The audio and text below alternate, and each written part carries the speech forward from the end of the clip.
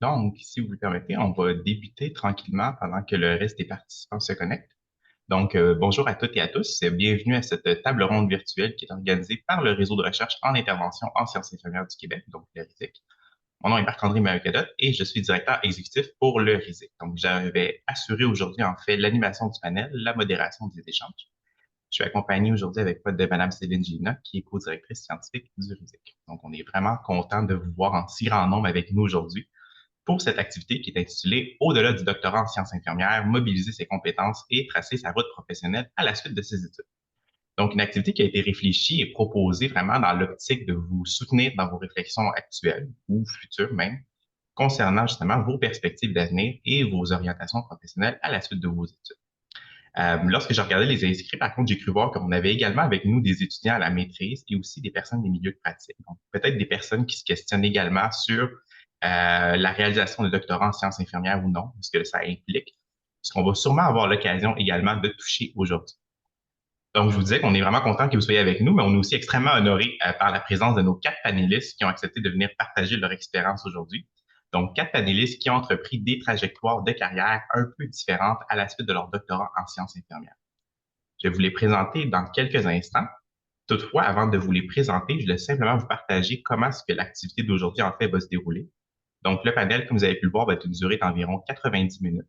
Il va y avoir 3 grands thèmes, en fait, qui vont être abordés un à la suite de l'autre. Donc, ces 3 grands thèmes sont le premier, le rôle et les fonctions professionnelles actuelles de chacun de nos panélistes. Le deuxième thème, l'expérience doctorale en sciences infirmières de nos panélistes. Et finalement, le dernier thème, la transition à la suite du doctorat en sciences infirmières. Donc, pour chaque thème, nos panélistes vont d'abord s'exprimer à tour de rôle, puis on pourra poursuivre avec un échange un peu plus informel sur ce thème-là avant de passer au thème suivant. Durant tout le long du panel, vous êtes encouragés à poser vos questions à nos panélistes à l'écrit en utilisant la fonction Q&R, questions et réponses, ou Q&A, au bas de votre écran. On va essayer d'y répondre au courant du panel ou lors de la période d'échange à la fin de l'activité. Je vous dirais que comme on est quand même, comme vous êtes en fait un certain nombre, par souci de temps et de gestion technique, on vous encourage au courant du panel à écrire vos questions par la fonction Q&R plutôt qu'à lever la main et à les poser oralement. Toutefois, en fin d'activité, dépendamment du temps restant et des besoins de chacun, on pourrait y aller, si vous le souhaitez, d'un échange à l'oral. Donc, je vous présente rapidement chacun de nos panélistes. Ils vont certainement avoir l'occasion de parler plus en détail davantage d'eux au courant du panel. Donc, comme je vous le disais, 4 infirmières et infirmiers qui ont obtenu au courant des dernières années un doctorat en sciences infirmières. Par ordre alphabétique, nous avons d'abord Madame Julie Fréchette, qui est courtière des connaissances à la Direction du développement et du soutien professionnel à l'Ordre des infirmières et infirmiers du Québec. Donc, bonjour Madame Fréchette. On a ensuite avec nous Madame Catherine Huppé, qui est adjointe à la directrice des soins infirmiers au CIUS de l'Est de l'île de Montréal et responsable du Centre d'excellence en soins infirmiers. Donc, bon matin, Madame Huppé. Bon Et matin. bon matin. Et on a également avec nous Madame Alexandra Lapierre, qui est présentement stagiaire postdoctorale au département de médecine sociale et préventive à l'Université Laval. Bonjour, Madame Lapierre. Et finalement, nous avons avec nous Monsieur Jérôme Leclerc-Loisel, qui est présentement professeur adjoint à l'École des sciences infirmières de l'Université de Sherbrooke. Donc, bon matin également, Monsieur Leclerc-Loisel. Donc, il s'agissait d'une brève introduction, mais qui nous amène en fait déjà à notre premier thème de l'activité et qui va vous permettre en fait tous et chacun de parler davantage de vous, permettre également à nos participants de mieux vous connaître. Donc, le premier thème, comme je vous disais, votre rôle et vos fonctions professionnelles actuelles. Donc, si vous le permettez, pour ouvrir officiellement en fait ce panel, j'aimerais vous entendre sur ce à quoi ressemble votre quotidien dans votre vie. Si vous pouviez partager peut-être à nos participants quelles sont vos principales responsabilités, peut-être même ce que vous trouvez le plus motivant ou gratifiant dans votre rôle. Puis pour débuter ce tour de parole, en fait, je débuterai peut-être par Madame Julie Fréchette, qui est courtière des connaissances à l'OIQ. Donc, on vous écoute, Madame Fréchette. Merci Marc-André et bonjour à tous les participants. Donc, comme Marc-André a mentionné, je suis courtière de connaissances à l'Ordre des infirmières et infirmiers du Québec. Juste pour situer vraiment ce rôle-là, c'est dans un nouveau service au niveau de l'Ordre, qui est le service de courtage de connaissances, sous la direction développement et soutien professionnel.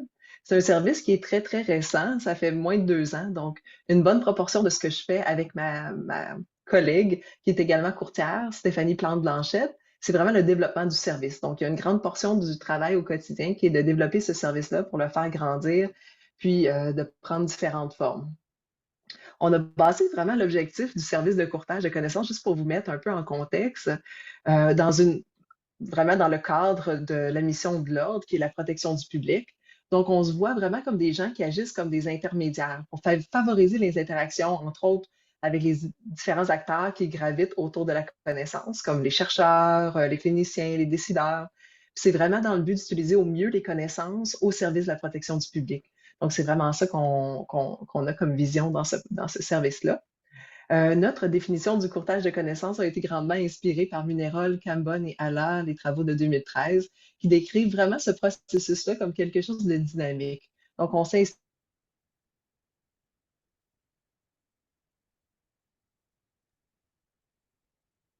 On a un petit souci technique avec Madame Fréchette, qui va peut-être pouvoir nous revenir et poursuivre sa présentation dans quelques minutes.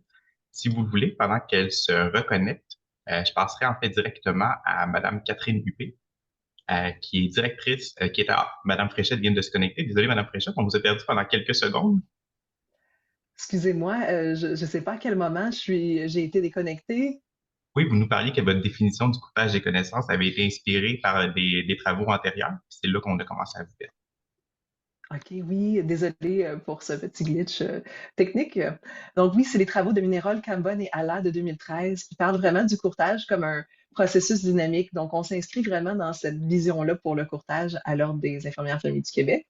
Puis moi, plus concrètement, pour le volet, je m'occupe du volet recherche au niveau du service de courtage.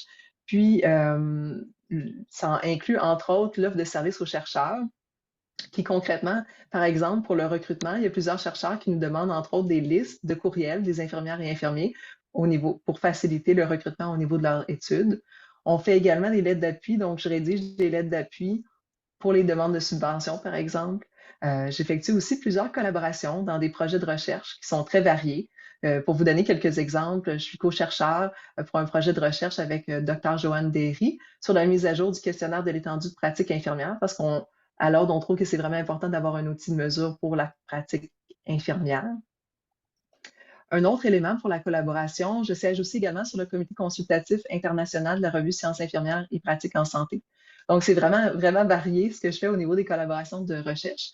Et puis, on se base dans l'optique que l'Ordre a une lunette qui est vraiment unique par rapport à la profession infirmière, le système professionnel, puis on essaie d'apporter ça au niveau des projets de recherche pour bonifier et puis ensuite essayer d'avoir un meilleur transfert dans la pratique.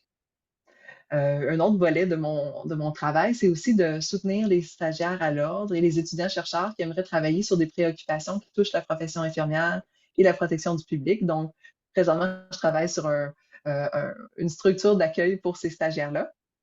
Et puis, un autre volet, c'est vraiment l'accompagnement de mes collègues à l'ordre pour favoriser la vulgarisation scientifique et mettre en œuvre des meilleures pratiques au niveau du transfert de connaissances, à même nos publications, à même le travail qu'on effectue déjà.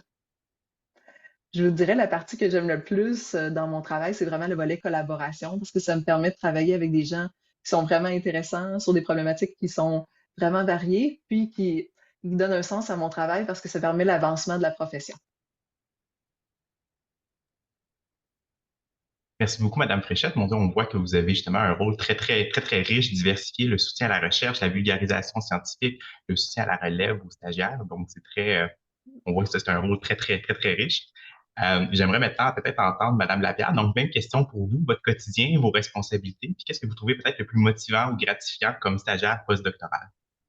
Oui, parfait. Donc, juste pour vous mettre en contexte, en fait, moi, j'ai terminé mon doctorat en juin dernier, donc c'est assez récent. Puis, j'ai débuté mon stage postdoctoral dans une équipe d'épidémiologie, dans le fond, avec une chercheure en épidémiologie dans le domaine de la traumatologie à l'Université Laval. Donc, j'ai débuté en septembre. Donc, tout ça est assez encore nouveau pour moi. Donc, je vais quand même vous parler de mon expérience jusqu'à maintenant. Jusqu'à maintenant, mon rôle, mon quotidien, je vous dirais que c'est assez similaire à ce que j'ai vécu au doctorat, au sens où je suis encore dans une posture un peu d'apprentissage, de développement des connaissances, et je veux m'améliorer, je veux me développer. Fait que pour moi, ça n'a pas été vraiment un clash là, entre le doctorat et le stage postdoctoral. Pour moi, c'est similaire. Mais de manière plus concrète, moi, j'ai la chance, je vais dire la chance de le faire à distance. Donc, tu sais, je travaille à distance à cause que, bon, ils sont à Québec, moi, je suis à Montréal et, bon, histoire de famille, etc. Donc, c'était pas possible pour moi d'être toujours à Québec. Donc, malgré ça, je suis quand même intégrée, dans le fond, dans la nouvelle équipe, là, parce que toutes les rencontres se font pas mal en virtuel. Donc, je participe beaucoup aux rencontres de cette nouvelle équipe-là. Je suis impliquée dans leurs différents projets de recherche, donc, qui m'impliquent par-ci par-là dans leurs grands projets là, qui sont en train de faire un peu comme une professionnelle de recherche, si vous voulez. Je travaille avec eux, je collabore, je fais des recherches avec eux. Puis, euh, j'ai aussi surtout beaucoup de temps pour avancer mon propre projet de recherche que j'avais réfléchi, dans le fond, avant de débuter mon stage postdoctoral. Donc, c'est ça que je trouve le fun, là, c'est d'avoir le temps de faire les choses. Puis, bien évidemment, mon but, c'est aussi de réseauter, de participer à des conférences, etc. Donc là, pour l'instant, c'est pas arrivé, mais dans la prochaine année, c'est sûr que je vais devoir poursuivre ça. Donc, ce que je trouve motivant, c'est vraiment ça, en fait, c'est d'avoir le temps, encore une fois, d'apprendre puis de faire des lectures, etc. Parce que je réalise que probablement, puis peut-être que Jérôme pourra nous dire, mais quand je vais avoir plus tard un poste de professeur, le temps va peut-être manquer là, pour se développer autant. Donc, je suis vraiment là pour apprendre davantage, pour me développer. Puis c'est le fun parce qu'à la différence du doctorat, c'est qu'il n'y a aucune pression, si on veut. Je ne suis pas évaluée comme le doctorat où tu dois écrire ta thèse et tu veux passer chacune des évaluations. Donc là, vraiment, c'est juste pour moi, personnellement, me développer encore plus puis me dire que je vais être prête pour la suite des choses. Fait que je le vois vraiment comme un moment de transition ou un moment de préparation à mon arrivée dans une quelconque université en tant que professeur quand ça sera en temps et lieu. Là. Donc, c'est un peu ça. Ça ressemble à ça mon rôle actuellement ou mon quotidien. Merci beaucoup, Madame Lapierre. Donc, vraiment, on voit une belle continuité avec le doctorat, mais également peut-être un moment un peu moins stressant que celui du doctorat, où vous avez vraiment l'occasion de continuer à vous développer sur le plan de la recherche. Monsieur Leclerc-Loisel, on restera en fait dans le même thème. Donc, qu'est-ce que vous pourriez nous dire à titre de professeur universitaire? Super, merci Marc-André. Donc, ben, moi aussi, un peu de mise en contexte. Comme Alexandra, j'ai complété mon doctorat à l'Université de Montréal en juin dernier. Puis, j'ai commencé à titre de professeur adjoint dans le domaine des soins palliatifs et des soins de fin de vie aussi en juin dernier. Donc, il y a eu un week-end entre la fin de mon doctorat et le début de ma carrière professorale. Donc, qu'est-ce que c'est en fait mon rôle quotidien? Je pense que je vous apprendrai personne en vous disant que ben, ça se passe avec mon meilleur ami, mon ordinateur, comme l'ensemble des rôles du domaine académique. Donc, c'est un rôle aussi, une forme de continuité avec le doctorat, mais autour de contenu qui est un peu différent. Mon rôle comme professeur adjoint à l'École des sciences infirmières, c'est un rôle qu'on nomme de professeur enseignant. Donc, avec une majeure en recherche, une majeure en enseignement et une mineure en recherche. Donc, une place plus grande dans le développement des cours, dans la prestation de cours, dans le soutien aussi aux équipes qui participent, qui collaborent à la prestation de cours, comme des chargés de cours, des chargés de formation pratique. Donc, il y a un rôle très axé sur, dans mon cas, dans le développement de cours en soins palliatifs pour le premier cycle, ainsi que la prestation de cours là, pour le premier cycle dans le domaine des soins palliatifs, des soins de fin de vie, et aussi dans une certaine mesure dans le domaine de la cancérologie infirmière. Donc, c'est un travail, comme je disais, qui met l'accent sur l'enseignement, mais qui garde aussi un pied en recherche, où on m'invite à développer certains projets de recherche, certaines collaborations qui sont aussi liées là, à mon domaine d'expertise dans le domaine des soins palliatifs, soins palliatifs, soins de fin de vie, en soins à domicile. Qu'est-ce que je trouve le plus motivant, le plus gratifiant dans mon rôle, dans mes fonctions? Mais je le traduirai en trois principaux points. Premièrement, ce qui m'anime avec l'enseignement, c'est voir l'évolution des étudiants. C'est de voir des gens qui arrivent avec certains bagages puis qui forment tout au long de leurs années d'études une pensée critique, qui réussissent à mettre en application les apprentissages. On voit des étudiants évoluer, faire des liens qu'ils ne faisaient pas antérieurement. Puis, d'un point de vue de pédagogue, c'est très, très gratifiant de voir ce développement professionnel, cette forme de professionnalisation que les étudiants font graduellement avec, bien sûr, la présence d'un corps professoral qui se tient, qui collabore, puis qui a à cœur ce développement en fait, professionnel des étudiants. Aussi, pour moi, le deuxième point, je dirais que c'est de côtoyer la relève. C'est très motivant de voir des gens, puis je ne suis pas très vieux, on s'entend, mais tout de même qui ont d'un contact, une composante un peu plus idéologique, qui rêvent, qui ont des aspirations de changement, qui réussissent à inspirer aussi, à te faire réfléchir. Ça peut être parfois confrontant, mais des étudiants qui arrivent avec des bagages différents, qui se posent des questions, qui tentent en fait de réfléchir à la mise en application des connaissances dans des contextes qu'on n'avait pas personnellement réfléchi. Je pense à un grand courant EDI actuellement dans la réflexion universitaire, en fait, comment l'université peut intégrer les enjeux d'équité, de diversité, d'inclusion dans les programmes de formation. Puis, ça pose énormément de questions sur la pédagogie, sur comment on peut accompagner les étudiants dans la reconnaissance, la sensibilité aux différentes réalités. Puis, c'est des enjeux qui se posaient moins antérieurement, qui se posent beaucoup actuellement et qui est très stimulant d'un point de vue enseignement, d'un point de vue pédagogique. Et le troisième point, puis je vais terminer là-dessus, je vais dire que c'est l'autonomie qu'on a qui est très motivante aussi. L'autonomie pour penser, pour réfléchir, pour faire des choses à notre manière. Bien sûr, il y a quand même un cadre normatif. Je regarde Julie en disant ça, où il y a l'Ordre des infirmières, il y a la CESI, l'Association canadienne des écoles de sciences infirmières, qui pose quand même certaines bases, certains cadres dans lesquels notre formation s'inscrit, mais tout de même, c'est un canevas, je dirais, qui est gris pâle, qui nous permet de penser, qui nous permet de penser la formation, de produire des cours qui nous ressemblent, qui sont à notre image. Puis ça aussi, c'est très motivant, cette autonomie qu'on a comme professeur pour développer des choses à partir de certaines bases, mais tout de même qui nous laisse énormément de flexibilité. Donc, ça fait le tour là, des éléments que je voulais mentionner. Donc, merci beaucoup, M. Leclerc-Loisel. Donc, on entend bien par le poste de professeur un volet important dans l'enseignement, un volet important dans la recherche, dans le soutien à la relève aussi, puis toute cette motivation-là ou cette source de gratification-là, de sentir qu'on amène peut-être les étudiants un peu plus loin, puis aussi qu'on a peut-être cette autonomie-là dans qu'est-ce qu'on propose, puis dans tout ce qui est en lien justement avec ces nouveaux enjeux-là en termes de vie dont vous parliez. Donc, merci. Je donnerai maintenant la parole, si vous voulez, à Madame Catherine Huppé. Donc, un peu la même question pour vous. Donc, votre quotidien, vos responsabilités et vos motivations à titre d'adjointe à la directrice des soins infirmiers. On aimerait vous entendre également.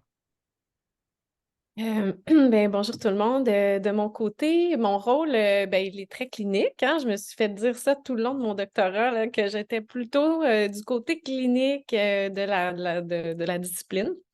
Moi, en fait, c'est ça. Je suis comme un peu le bras droit de la directrice des soins infirmiers. Fait que mon rôle est quand même assez stratégique, mais je me promène un peu partout aussi là, dans les différents niveaux. Ça peut arriver que je sois vraiment auprès de la clientèle en train de faire des évaluations, des prévalences. Et ça peut arriver aussi que je sois, globalement, je suis souvent un peu comme dans l'ombre, dans un rôle qu'on dirait plus stratégique. Fait qu'on veut véhiculer une vision claire aux équipes de soins infirmiers, puisqu'on donne la voix quand même là, avec une directrice qui doit être un leader. Donc, je suis auprès d'elle pour concevoir des organigrammes, des offres de services, des descriptions de fonctions. C'est comme des énormes puzzles, là. Vous connaissez un peu les organigrammes des CIUS. Fait que c'est énorme. À l'est de l'île de Montréal, nous, on a approximativement comme 6 000 employés. Là, je dirais 4 000 sont plutôt infirmiers auxiliaires, puis avec les préposés, là, c'est vraiment un gros groupe là, qui a près de 6 000 personnes. Fait qu'on veut véhiculer une vision qui est très humaniste au niveau de la gestion des soins infirmiers et au niveau des soins également. Fait que moi, je prends des bagages que j'ai acquis à l'université, puis je veux vraiment les amener dans la pratique, autant de la gestion que des soins directs. Mais ça ne va pas toujours de soi. Comme vous savez, il y a beaucoup d'enjeux. On connaît ces temps-ci, là, on gère des urgences multiples. On a toujours quand même des collaborateurs là, des différentes directions, mais pandémie, pénurie, nouvelles réformes, on pense qu'on respire, la grève arrive, transformation numérique, beaucoup de pression un peu partout dans un système qui est conçu quand même assez, je dirais, pyramidal. C'est pas, on ne se cache pas, c'est assez top-down. Hein? Donc, comment répondre aux besoins des équipes de soins tout en ayant ces obligations ministérielles qui sont très intenses au niveau pression? Puis là, on a un système qui est comme il est. On a quand même des réformes qui viennent, on espère nous aider. Mais bientôt, on va avoir un employeur unique qu'on entend parler avec le projet de loi 15. Qu'est-ce qu'on va encore plus avoir, ce phénomène-là qu'on trouve quand même assez lourd au quotidien pour nous. On doit rendre des comptes. Donc, pour rendre des comptes, il y a des gens comme ça, comme moi, là, que ça fait partie du rôle de développer des tableaux de bord, des indicateurs, suivre un peu les données qu'on est capable d'aller chercher, mesurer, faire des rapports annuels qui vont, oui, alimenter les ministères, mais qu'on aime partager aussi dans ce qu'on appelle les stations visuelles, les salles de pilotage. On essaie là, que ce monitorage-là soit aussi auprès vraiment des personnes, les principaux intéressés qui sont les équipes et les clientèles. Je porte aussi, je dirais, plusieurs projets. Ça, c'est ce qui m'allume le plus. Ce sont les projets plus cliniques. Donc, je travaille pour la douleur chronique, entre autres, dans l'organisation. Les mesures de contrôle, c'est des choses auxquelles je suis vraiment impliquée. Recommander des ratios. En ce moment, on travaille sur des ratios qu'on veut amener un peu plus dynamiques, un peu plus équilibrés sur les équipes de soins, entre autres en CHSLD et dans les différentes... travailler sur les rôles et responsabilités, on fait partie de mon rôle aussi. Puis, solutionner des problèmes ponctuels, ça, c'est tous les jours. Mais je travaille beaucoup à distance. Mon rôle est quand même, comme je dis un peu, je disais dans l'ombre, mais ça me permet de faire du télétravail. Mais plus on est proche du terrain, plus on est pertinent dans ce qu'on apporte aussi comme vision. Donc, je suis parallèlement aussi responsable d'un centre d'excellence en soins infirmiers. Pour ceux qui connaissent le centre d'excellence, on est en ligne. Donc, c'est une infrastructure qui est autant virtuelle que physique. C'est pour faciliter, ça va ressembler un peu au rôle de courtière, là. Je facilite le transfert des connaissances, la recherche infirmière. On invite les gens vraiment, il y a une synergie qui se crée entre les chercheurs et les cliniciens là, grâce au centre d'excellence. On considère vraiment l'importance des parcours pédagogiques des étudiants. Ça n'a pas été toujours dans la culture de dire vous allez aux études, on vous encourage. C'était plutôt on a besoin de vous sur le plancher. Là, on travaille vraiment un centre d'excellence qui accueille ces parcours pédagogiques d'études avancées. Fait que les étudiants de doctorat qui cognent à la porte pour dire moi, je fais un projet, est-ce que je peux le faire chez vous? Oui, nos propres employés qui ont besoin de congés d'études, on va vraiment encourager ça maintenant. Et aussi faire rayonner nos leaders. Ça fait que, bon, du co-développement des clubs de lecture, on va faire des colloques. On a un colloque qui s'en vient, entre autres, au mois de mai cette année. Salon de la relève aussi. Fait qu'on est actif dans les partenariats. On est un peu partout. L'Ordre des infirmières, l'université, le CDF, le RÉSIC aujourd'hui. Fait que les associations infirmières, on veut être le plus possible là, près là, de l'action. Il y a une portée locale, bien sûr, à l'interne, mais aussi au Québec puis à l'international. Parfois, on invite des gens à venir présenter, à aller présenter là, dans les cas des congrès. Même, on est allé en Europe l'année passée. Qu'est-ce que je trouve motivant, gratifiant? Ben là, c'est sûr que mon rôle, c'est de la gestion, là. Ça fait que, puis qu'est-ce qui nous permet de tenir, je pense, en tant qu'humain, dans une réalité aussi lourde qu'un système de santé? Ben, pour moi, c'est la gratitude. C'est toute la reconnaissance qui va autour de ce qu'on peut faire. Ça fait que dans les pires moments, là, comme on était en train d'ouvrir un site de vaccination dans un stade olympique puis un aréna, puis là, je me disais comment on fait pour tenir. Puis là, je réalisais que finalement, ben, c'était les employés. C'était beaucoup les employés qui m'apportaient, moi, personnellement. Ça fait que dans ce temps-là, j'étais la supérieure de à peu près 50 employés qui sont IPS ou conseillers cadres. Maintenant, c'est plus dans mon rôle, là. Je suis beaucoup plus dans le rôle stratégique que je vous ai parlé, mais dans ce temps-là, j'avais 50 employés. Et là, je me disais, je suis entourée de professionnels extraordinaires, des gens allumés, dynamiques, experts. Ça fait que d'être autour d'eux, pour moi, c'était déjà une motivation à chaque matin de dire, je me lève et je m'en vais au front. Puis aussi, je voyais le rôle de gestionnaire comme être au service d'eux. Donc, au service des équipes, qui, eux, sont au service des personnes soignées. Fait que c'était toujours le patient, la personne qui était ma motivation.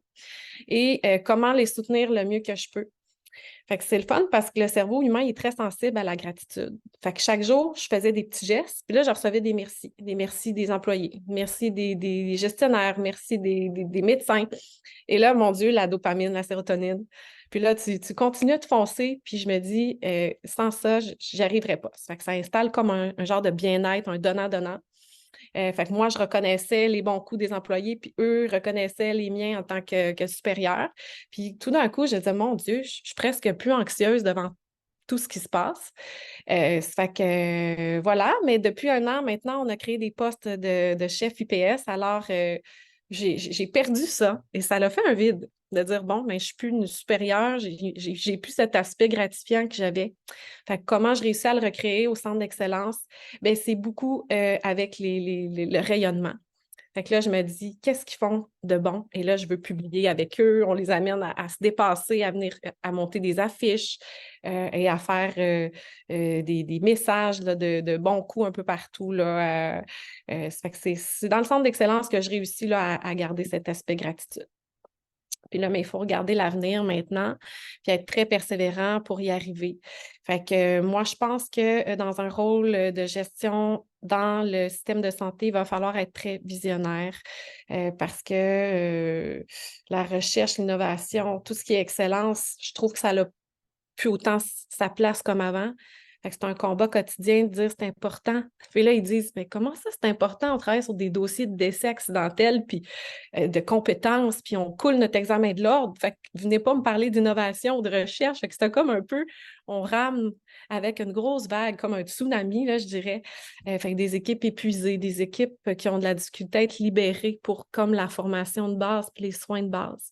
Fait que je dirais que pour moi, ça va être de revenir à la base, mais de quand même trouver des façons, des nouvelles façons pédagogiques, puis ça va être avec les recherches que vous faites en tant que prof, en tant que postdoc et courtier de connaissances pour nous aider à amener des façons, nouvelles façons au niveau pédagogique pour les cliniciens, peut-être à même leur propre quotidien de se développer puis d'intégrer l'innovation.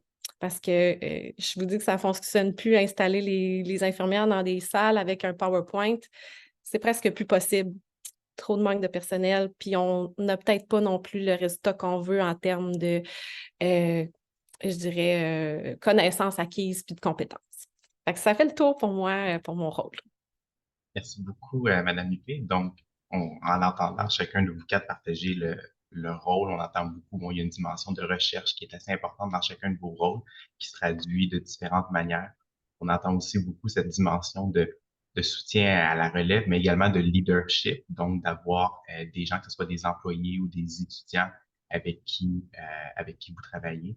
On voit aussi chacun de vos rôles ont différentes facettes, donc vous ne faites pas une seule chose uniquement, vous êtes présent à différents niveaux, vous avez différentes responsabilités également, vous collaborez, vous menez différents projets d'envergure.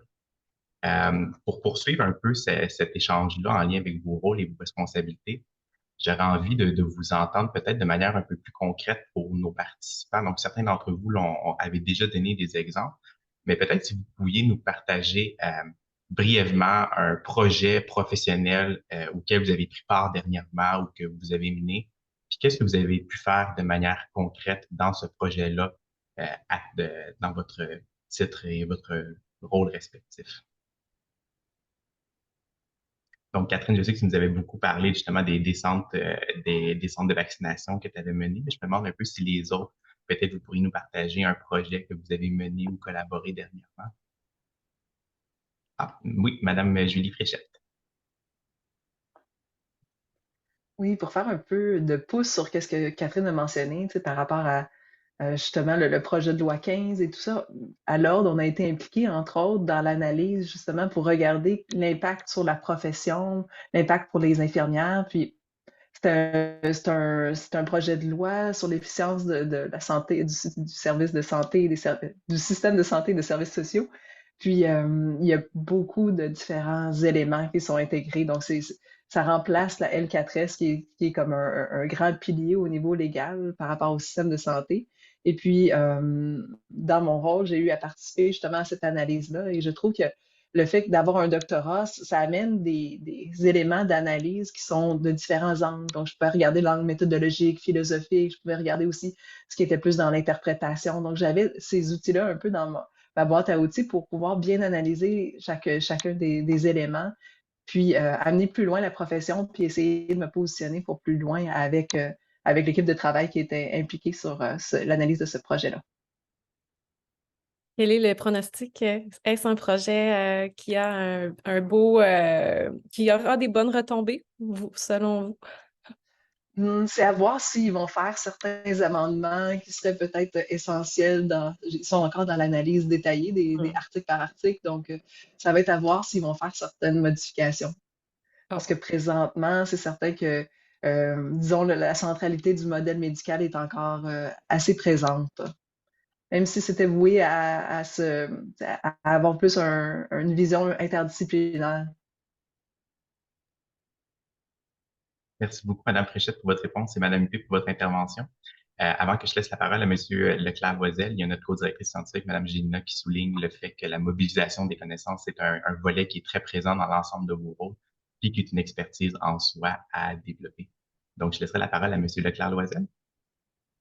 Oui, en fait, pour parler d'un projet, puis comme je mentionnais tout à l'heure, c'est sûr que, tout comme Alexandra, nos rôles sont au tout début, à leur balbutiement. Donc, tu sais, des projets complétés, ça, je pourrais pas en mentionner, mais des projets qui sont en développement. On m'a donné notamment la tâche de développer un bloc de cours en cancérologie infirmière en évaluation et intervention infirmière en cancérologie. Puis, tout comme Julie mentionnait un mot qui pour moi aurait résonné beaucoup avec ce que je fais, mais cette idée de réseautage, cette idée d'analyse des besoins qui proviennent des milieux cliniques. Puis pour ma part, ça a été ça mes premières démarches, donc de contacter les membres du RUIS de l'Université de Sherbrooke pour voir quels étaient leurs besoins de formation, quels étaient la vision des cadres conseils, des gestionnaires. Puis je regarde Catherine en disant ça, qui travaillent au quotidien avec des infirmières soignantes, quels sont leurs besoins perçus en termes de formation, quelles sont leurs attentes aussi d'infirmières nouvellement graduées des programmes de formation de l'Université de Sherbrooke, en termes de connaissances, de compétences en milieu clinique, puis comment on peut, nous, comme université, atteindre ces seuils-là à l'entrée en profession. Donc, ça nécessite énormément de contacts, de réseautage, de discussions, mais aussi, puis si j'aimais bien le point de Julie, de dire ça nécessite beaucoup d'analyse aussi pour faire des liens entre ce qui est dit par les infirmières, par les gestionnaires, entre les connaissances aussi qui ont été développées, qui dépassent des milieux très contextuels en termes de meilleure approche pédagogique, par exemple, en termes de besoins populationnels aussi, qui sont parfois dilués dans la tâche clinique d'un milieu. Donc, quels sont les seuils qu'on doit atteindre, qui sont désirés? Comment on peut joindre en fait toutes ces composantes pour développer, dans mon cas, un programme de formation? Donc, ça nécessite la capacité à mettre en relation diverses sources d'informations, à les analyser, à les contextualiser aussi aux ressources locales qu'on peut avoir dans une université spécifique. Donc, cette capacité à faire des liens, à faire des relations entre différentes sources d'informations, qui est des compétences qu'on développe au doctorat, c'est très précieux pour après ça mettre en œuvre des projets qui nous sont demandés par nos milieux de pratique. Merci beaucoup, Jérôme. Puis justement, pour faire du pouce sur l'idée que tu amènes, on parlait tantôt des sources de motivation et gratification. Mais si je vous demandais maintenant de nous partager peut-être quels sont certains des défis les plus importants ou les aspects les plus challengeants, vous diriez, de votre rôle actuel et comment, si jamais vous avez la réponse, vous arrivez à gérer ces défis-là. Donc, Jérôme, on a parlé un peu, mais je me questionne un peu au niveau des autres panélistes également.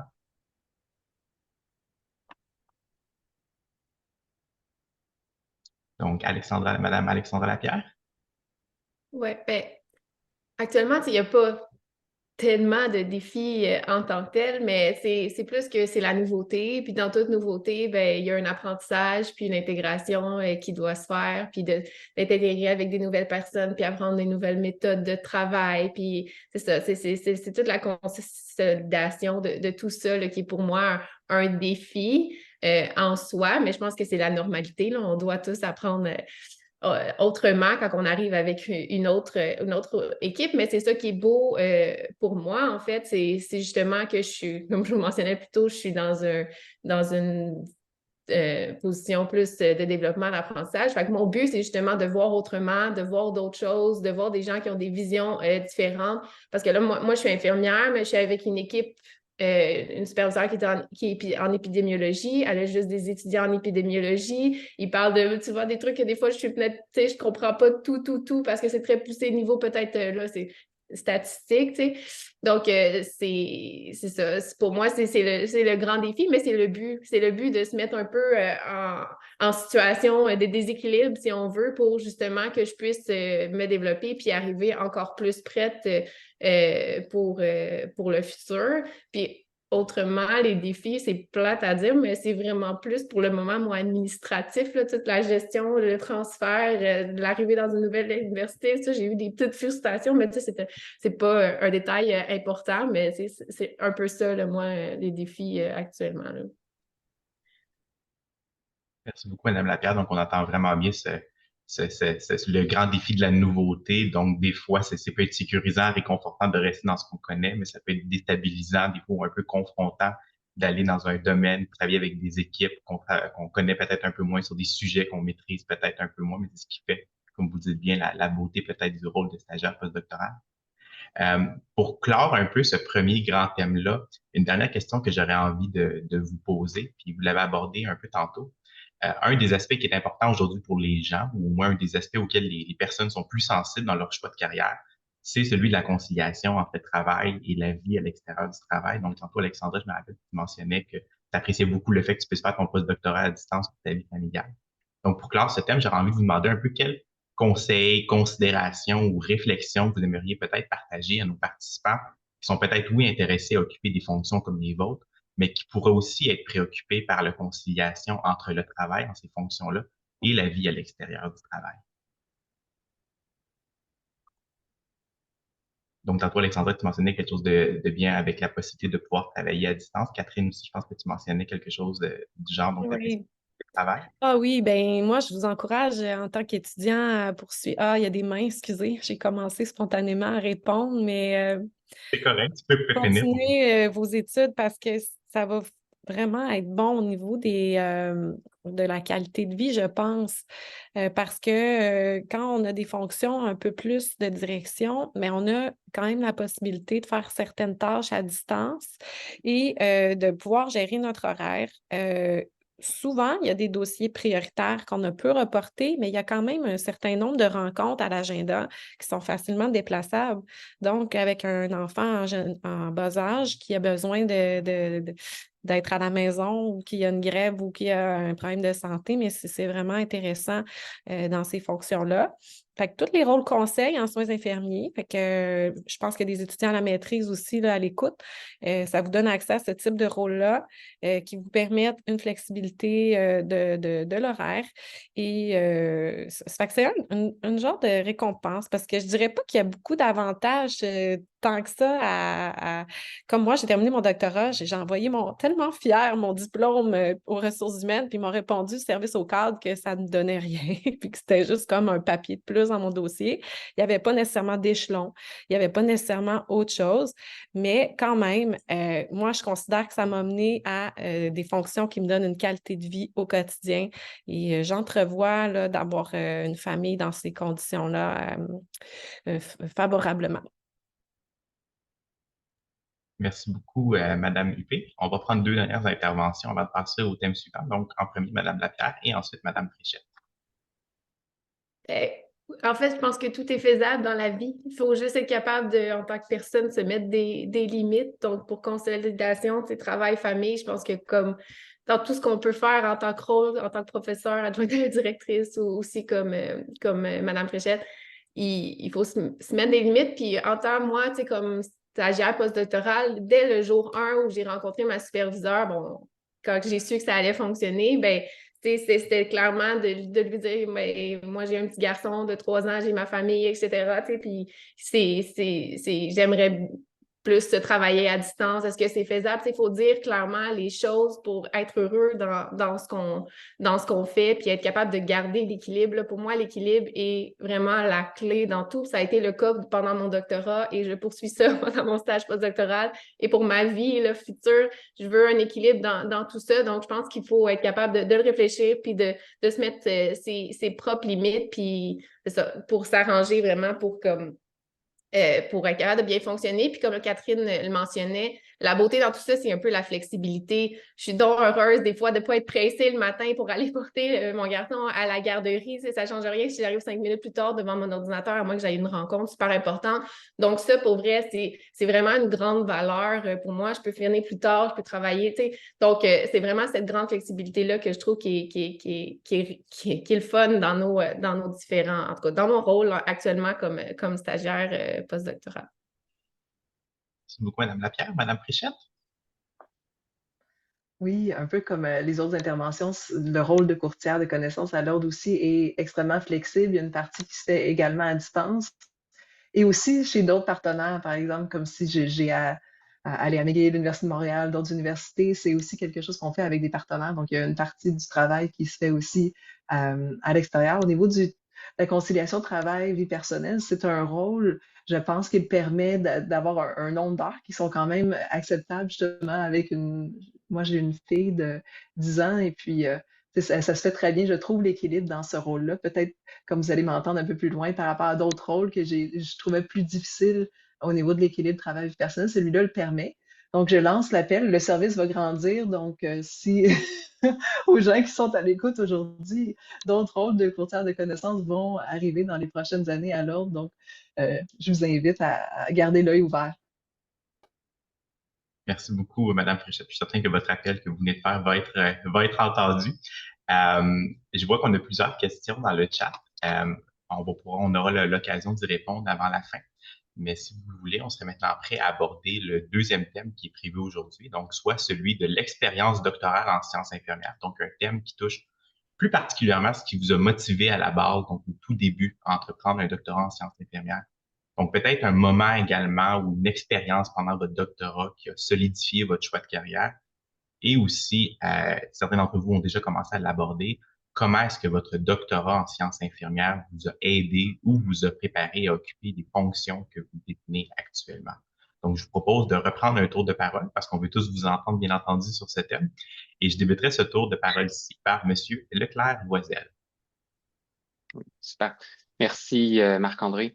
Pour ma part, j'ai débuté mes études doctorales en 2017, donc avec un désir, je dirais, de comprendre, de transformer les pratiques infirmières de soins palliatifs à domicile que je trouvais très ancrées dans une lunette, une perspective plus médicale. Puis je voyais un grand apport d'une réflexion, je dirais, davantage infirmière, un rôle de promotion de la santé, même dans un contexte terminal, comment on peut réfléchir à la vie dans un contexte de fin de vie.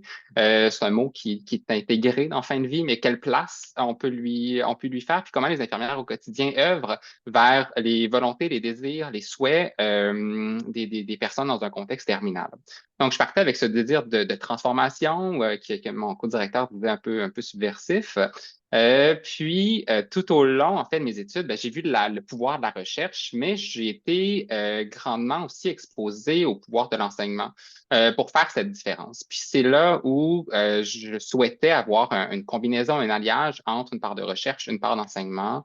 Puis, au travers de cette réflexion, puis aussi avec le contexte de la recherche qui est quand même assez difficile, on se le cachera pas, au Québec. Donc, pour moi, le rôle de professeur enseignant avec une majeure en enseignement puis une mineure en recherche me plaisait beaucoup pour faire cet alliage, pour ne pas, pour conserver un pied dans le domaine de la recherche, mais avec une majeure en enseignement. Une chose que j'aurais à mentionner, en fait, avant, je vais peut-être beaucoup de choses Marc-André dans la question, mais à la réflexion sur est-ce qu'il y a un moment ou une expérience qui a solidifié mon choix d'orientation professionnelle après mon doctorat. C'est plus un conseil aussi aux participants. Est-ce qu'il y a eu une épiphanie? Peut-être pas. Je pense que ce qui est important, puis ce que je donnerais comme conseil, c'est les expositions variées. Moi, tout au long de mes études doctorales, je me suis engagé dans énormément de choses. Peut-être un peu trop, ma directrice me dirait, mais des auxiliaires de recherche, des réseaux de recherche, de l'implication dans des réseaux de recherche, l'implication comme auxiliaire d'enseignement, comme chargé de cours, comme président d'associations étudiantes, énormément d'implications facultaires dans les comités, ce qui fait que j'ai touché à la recherche, j'ai touché à l'enseignement, j'ai touché aux pratiques de gestion, j'ai touché à une certaine forme d'implication politique. Puis avoir ce rôle-là varié me fait aussi avoir une réflexion sur qu'est-ce que je préfère, puis où est-ce que je me vois. Au fil dans 2, 3, 5, 10, 15 ans, ça permet d'avoir cette réflexion-là, d'avoir un peu touché à tout. Puis le doctorat, pour moi, c'est une opportunité de faire ça. Il y a des gens qui vont accrocher tout de suite sur quelque chose, puis c'est parfait, mais si vous êtes en réflexion, je vous invite à explorer un peu diverses possibilités qu'offre le doctorat pour vous former une réflexion au travers des diverses possibilités, puis on le voit aujourd'hui. s'il y a une chose pour moi que le doctorat m'a appris, c'est cette capacité de pensée autonome. Pensée autonome, puis j'aime beaucoup ce terme-là pour le développement, puis je pense que ça rejoint un peu tout le monde, mais pensée autonome dans le développement de connaissances, oui, mais surtout pensée autonome dans la manière de traduire la connaissance. Puis je vais peut-être m'expliquer, il y a un mot pour moi qui a énormément été central dans mes études doctorales, c'est le terme actionnable. En fait, l'idée de connaissances qu'on développe qui sert aux équipes, qui peuvent être mises en action par les infirmières pour les faire cheminer dans leur pratique. La connaissance qui est en soi un outil qui permet aux équipes infirmières d'avancer, de cheminer, de mettre en place les meilleures pratiques. Puis, surtout que la discipline infirmière, je surprendrai personne en disant que c'est une discipline pratique. Puis, comme enseignant, je pense qu'on doit être capable de faire des ponts, de traduire la connaissance pour qu'elle puisse être agie par les infirmières. Puis, d'avoir cette capacité de pensée autonome et de traduire cette connaissance, en fait, d'avoir cette sensibilité de traduire la connaissance en quelque chose de très actionnable et de très pratique pour les infirmières. C'est pour moi, je dirais, l'apprentissage le plus important de mon doctorat pour permettre de concevoir des cours, de réfléchir aux meilleures stratégies pédagogiques. Puis, pour moi, c'est un concept qui me opérationnalisé au travers de divers auteurs, mais qui me permet d'être très sensible à cette capacité de la connaissance de faire des changements pratiques, même si au quotidien, mon rôle est très éloigné de la pratique. Toutefois, puis je vais terminer sur ce petit point. Toutefois, le doctorat, comme celles et ceux qui sont au doctorat, ben, c'est un rôle qui est très axé sur la recherche. Puis, je pense pas que ce soit quelque chose qui devrait être intégré systématiquement dans tous les programmes de formation au doctorat, mais la réflexion pédagogique, pour moi, est quelque chose qui est central dans l'ensemble des carrières. Puis, si je regarde de Julie, Catherine, Alexandra à divers niveaux, on a besoin d'avoir des compétences en pédagogie. Puis pour moi, c'est assez central, surtout dans le transfert des connaissances. Catherine disait tout à l'heure, on ne peut pas avoir une présentation PowerPoint parce que ça ne résonne pas avec les infirmières. Mais pour moi, ça fait partie du rôle de pédagogue qu'ont les doctorants en sciences infirmières, de faire ce passage entre la connaissance qui est parfois un peu hermétique, développée par des chercheurs, et des équipes soignantes qui utilisent cette connaissance pour leur pratique clinique. Donc, pour moi, c'est quelque chose qui est présent à divers niveaux, bien sûr, dans les programmes de formation, mais qui pourrait, pour celles et ceux qui ont un intérêt envers la pédagogie, prendre une place différente. C'est pour ça que personnellement, je me suis inscrit dans un micro-programme en pédagogie des sciences de la santé pour développer ces connaissances, puis être capable de poursuivre, en fait, avec d'autres outils, davantage en éducation, des changements, en fait, de pratiques, de développement de pédagogie active pour les infirmières et les étudiants. Donc, j'ai pris beaucoup de temps, je suis désolé, mais je vais passer la parole à mes collègues. Merci beaucoup, M. Dr. Boisel. Donc, on entend bien au départ, vous avez cette motivation-là qui venait d'une préoccupation clinique sur le plan des soins palliatifs, des soins de fin de vie. On entend aussi bien l'idée de toucher un peu à tout pendant le doctorat, donc s'ouvrir aux nouvelles expériences, puis peut-être de faire des nouveaux apprentissages, de toucher à des choses que peut-être sur le coup, c'était insoupçonné des intérêts. Et peut-être cette réflexion-là à avoir sur le plan de l'évolution des programmes de doctorat en sciences infirmières. Donc, merci à vous. Je laisserai la parole maintenant à Madame Julie Fréchette. Donc, vos motivations à faire un doctorat, comment celui-ci vous a aidé à occuper vos fonctions actuelles que vous avez présentement? Je pense que la première fois que j'ai pensé vraiment à effectuer un doctorat, c'était au cours de ma maîtrise, quand on m'a proposé de faire un passage direct au doctorat. Donc, j'avais cette opportunité-là. J'étudiais au HEC à ce moment-là en ressources humaines. Et puis, je l'ai considéré, ça l'a comme fait germer une, une petite graine dans ma tête au niveau de cette pensée-là de faire un doctorat éventuellement. Mais à ce moment-là, je me sentais pas prête. Je voulais vraiment une problématique, puis d'avoir un peu plus de vécu pour me sentir que la problématique m'interpellait vraiment pour effectuer justement un projet qui est autant d'envergure que celui du doctorat. Donc, à la suite de ma maîtrise, je suis retournée comme gestionnaire dans le réseau. J'ai occupé différentes fonctions sous les directions des soins infirmiers. Puis tout d'un coup, la réforme Barrette qui arrive dans le réseau de la santé. À ce moment-là, j'occupe un poste de conseillère cadre. Et puis, l'ensemble des projets d'innovation sur lesquels je travaillais ont été mis sur la glace pour favoriser des projets un peu plus d'uniformisation, d'harmonisation au niveau des pratiques. Puis comme je suis quelqu'un qui est créatif, qui carbure beaucoup à l'innovation, je me suis dit que le timing serait peut-être bon pour retourner faire mon doctorat, puis aller puiser justement dans cette source-là qui est quand même très innovant quand on est au doctorat. Puis laisser la réforme faire son temps, puis les impacts s'estomper pour ensuite peut-être retrouver un terreau fertile pour ensuite réamener ma créativité et mon sens de l'innovation. Mais à ce moment-là, j'ai une fille qui a 2 ans, même elle a 10 ans, mais à ce moment-là, elle a 2 ans, donc je vais vraiment vous parler que c'était vraiment un projet familial. Donc, c'était une décision familiale de dire est-ce que je retourne au doctorat parce que c'est quand même un investissement important. Puis il y a des moments où j'étais peut-être un peu moins présente pour ma fille et puis mon mari a compensé pour moi à ce moment-là. Mais au début, ça a vraiment été justement une décision familiale d'aller de l'avant. Et puis je me suis inscrite, j'ai fait mon doctorat à l'École de sciences infirmières Ingram à l'Université McGill. J'ai commencé en 2016. Puis comme les changements dans le réseau avaient vraiment piqué ma curiosité, avaient vraiment suscité mon intérêt, j'ai décidé d'étudier l'expérience vécue des infirmières et infirmiers des soins intensifs pédiatriques quant à une transformation majeure dans leur environnement de travail, autant physique qui impactait l'environnement physique que leur identité, que leur pratique de soins.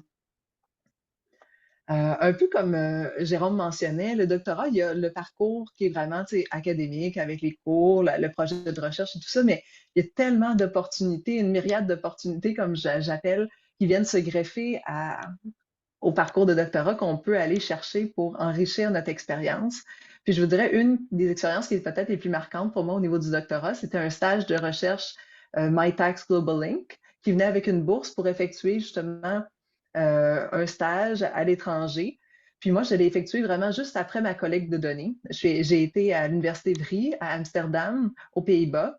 J'ai travaillé entre autres avec un superviseur qui s'appelle Alphonse Van Marewijk et vraiment une grande équipe d'étudiants au doctorat du département de leadership et de comportement organisationnel.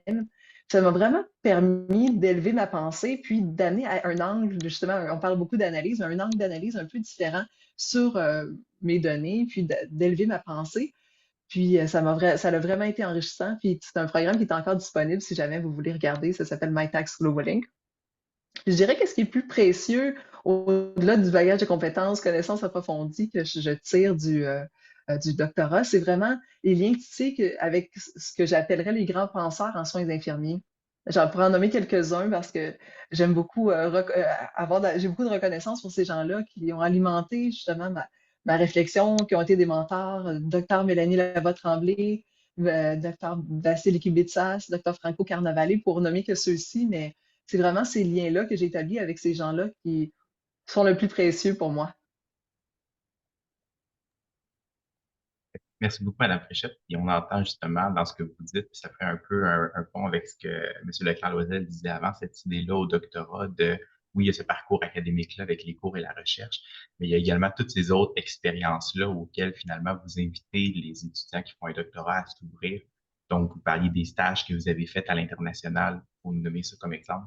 Donc, de vraiment toucher un peu à différentes choses pour voir également d'un côté, de pouvoir améliorer peut-être notre pensée, de pouvoir se développer, mais également peut-être de découvrir des intérêts qui étaient insoupçonnés jusque-là. Donc, merci beaucoup à vous. Je continuerai maintenant avec Madame Huppé. Donc, les mêmes questions que vous devez maintenant commencer à bien connaître. Mais ça a été tellement le fun de parler en troisième parce que là, moi, je suis un peu handicapée. Je trouve pas le pouce ou le cœur parce que souvent, on a ça dans les réseaux, on peut liker. Vous me rejoignez beaucoup là, dans ce que vous nommez comme expérience, comme motivation. Parler de que la pratique et la qualité des soins, finalement, d'avoir des retombées cliniques. Ce sont vraiment des sources de motivation énormes. Puis voir un peu des écarts quand on travaille, puis on se dit, là, il y a quelque chose qui manque, faut que j'aille aux études. Fait que moi, ben, c'est une toute autre expérience. Moi, je viens d'une région, je suis originaire de Rimouski. Fait que j'ai travaillé là-bas et c'était pour moi vraiment un défi de travailler physiquement parce que j'avais une condition de santé c'était beaucoup difficile là, de passer au travers des quarts de travail. J'étais bien essoufflée là, de la pratique clinique comme telle, mais j'aimais ce que je faisais quand même. Fait que je me suis dit, on va continuer les études à la maîtrise. Et je n'avais jamais pensé faire un doctorat jusqu'à temps que je finisse la maîtrise. Finalement, avec les grosses mentions, gouverneur général là-bas, je pensais pas me démarquer, mais on m'a appelé pour me dire, ben écoute, tu te qualifies, puis OK. Ça fait que j'ai dit, ben pourquoi pas? Si je suis bien à l'école, peut-être c'est là ma voie. Et là, j'ai commencé à magasiner une direction pour mon doctorat, puis c'est finalement à l'Université de Montréal que j'ai abouti. Et je m'appelais une étudiante étrangère parce que là, j'ai pogné un mur et je suis tellement à l'aise de vous en parler parce qu'il y a beaucoup d'étudiants à l'écoute. Moi, j'ai eu 52% au premier examen. C'était pas un examen, c'est un travail. On devait à ce moment-là écrire un article de lettre à l'éditeur, puis j'ai vraiment planté l'affaire. Et là, j'ai compris un peu le fonctionnement qui était bien différent de mon université auparavant. Et là, sachez qu'il y a quand même une transition, là, mais je me suis dit, je suis à ma place? Est-ce que c'est correct? Est-ce que je fais la bonne chose? Puis en même temps, on était dans la réforme Barrette aussi. Moi, je venais de perdre mon poste de conseillère cadre parce il avait aboli les postes. Fait que j'avais la même fonction que Mme Fréchette à ce moment. Et non, ça ne pourra plus fonctionner. Vous tombez au 4e tour d'entrevue et là, j'étais complètement bouleversée. J'ai dit, où est-ce que s'en va ma vie? Je suis dans une ville très loin de ma famille, mais je me suis accrochée. Et ce qui me motivait, c'était encore une fois d'avoir des retombées sur la santé des personnes. Et donc, je me suis un petit peu entêtée à me dire, ce projet-là, il est significatif. Je vais travailler sur la contention chimique. Il n'y a pas assez d'écrits sur le sujet. On ne mesure pas la contention chimique nulle part.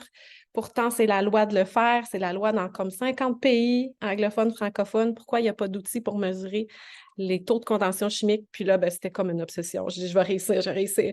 Et écoutez, ça a super bien été. Là. J'ai eu le soutien. On a trouvé une co-direction. Là, les bourses sont venues.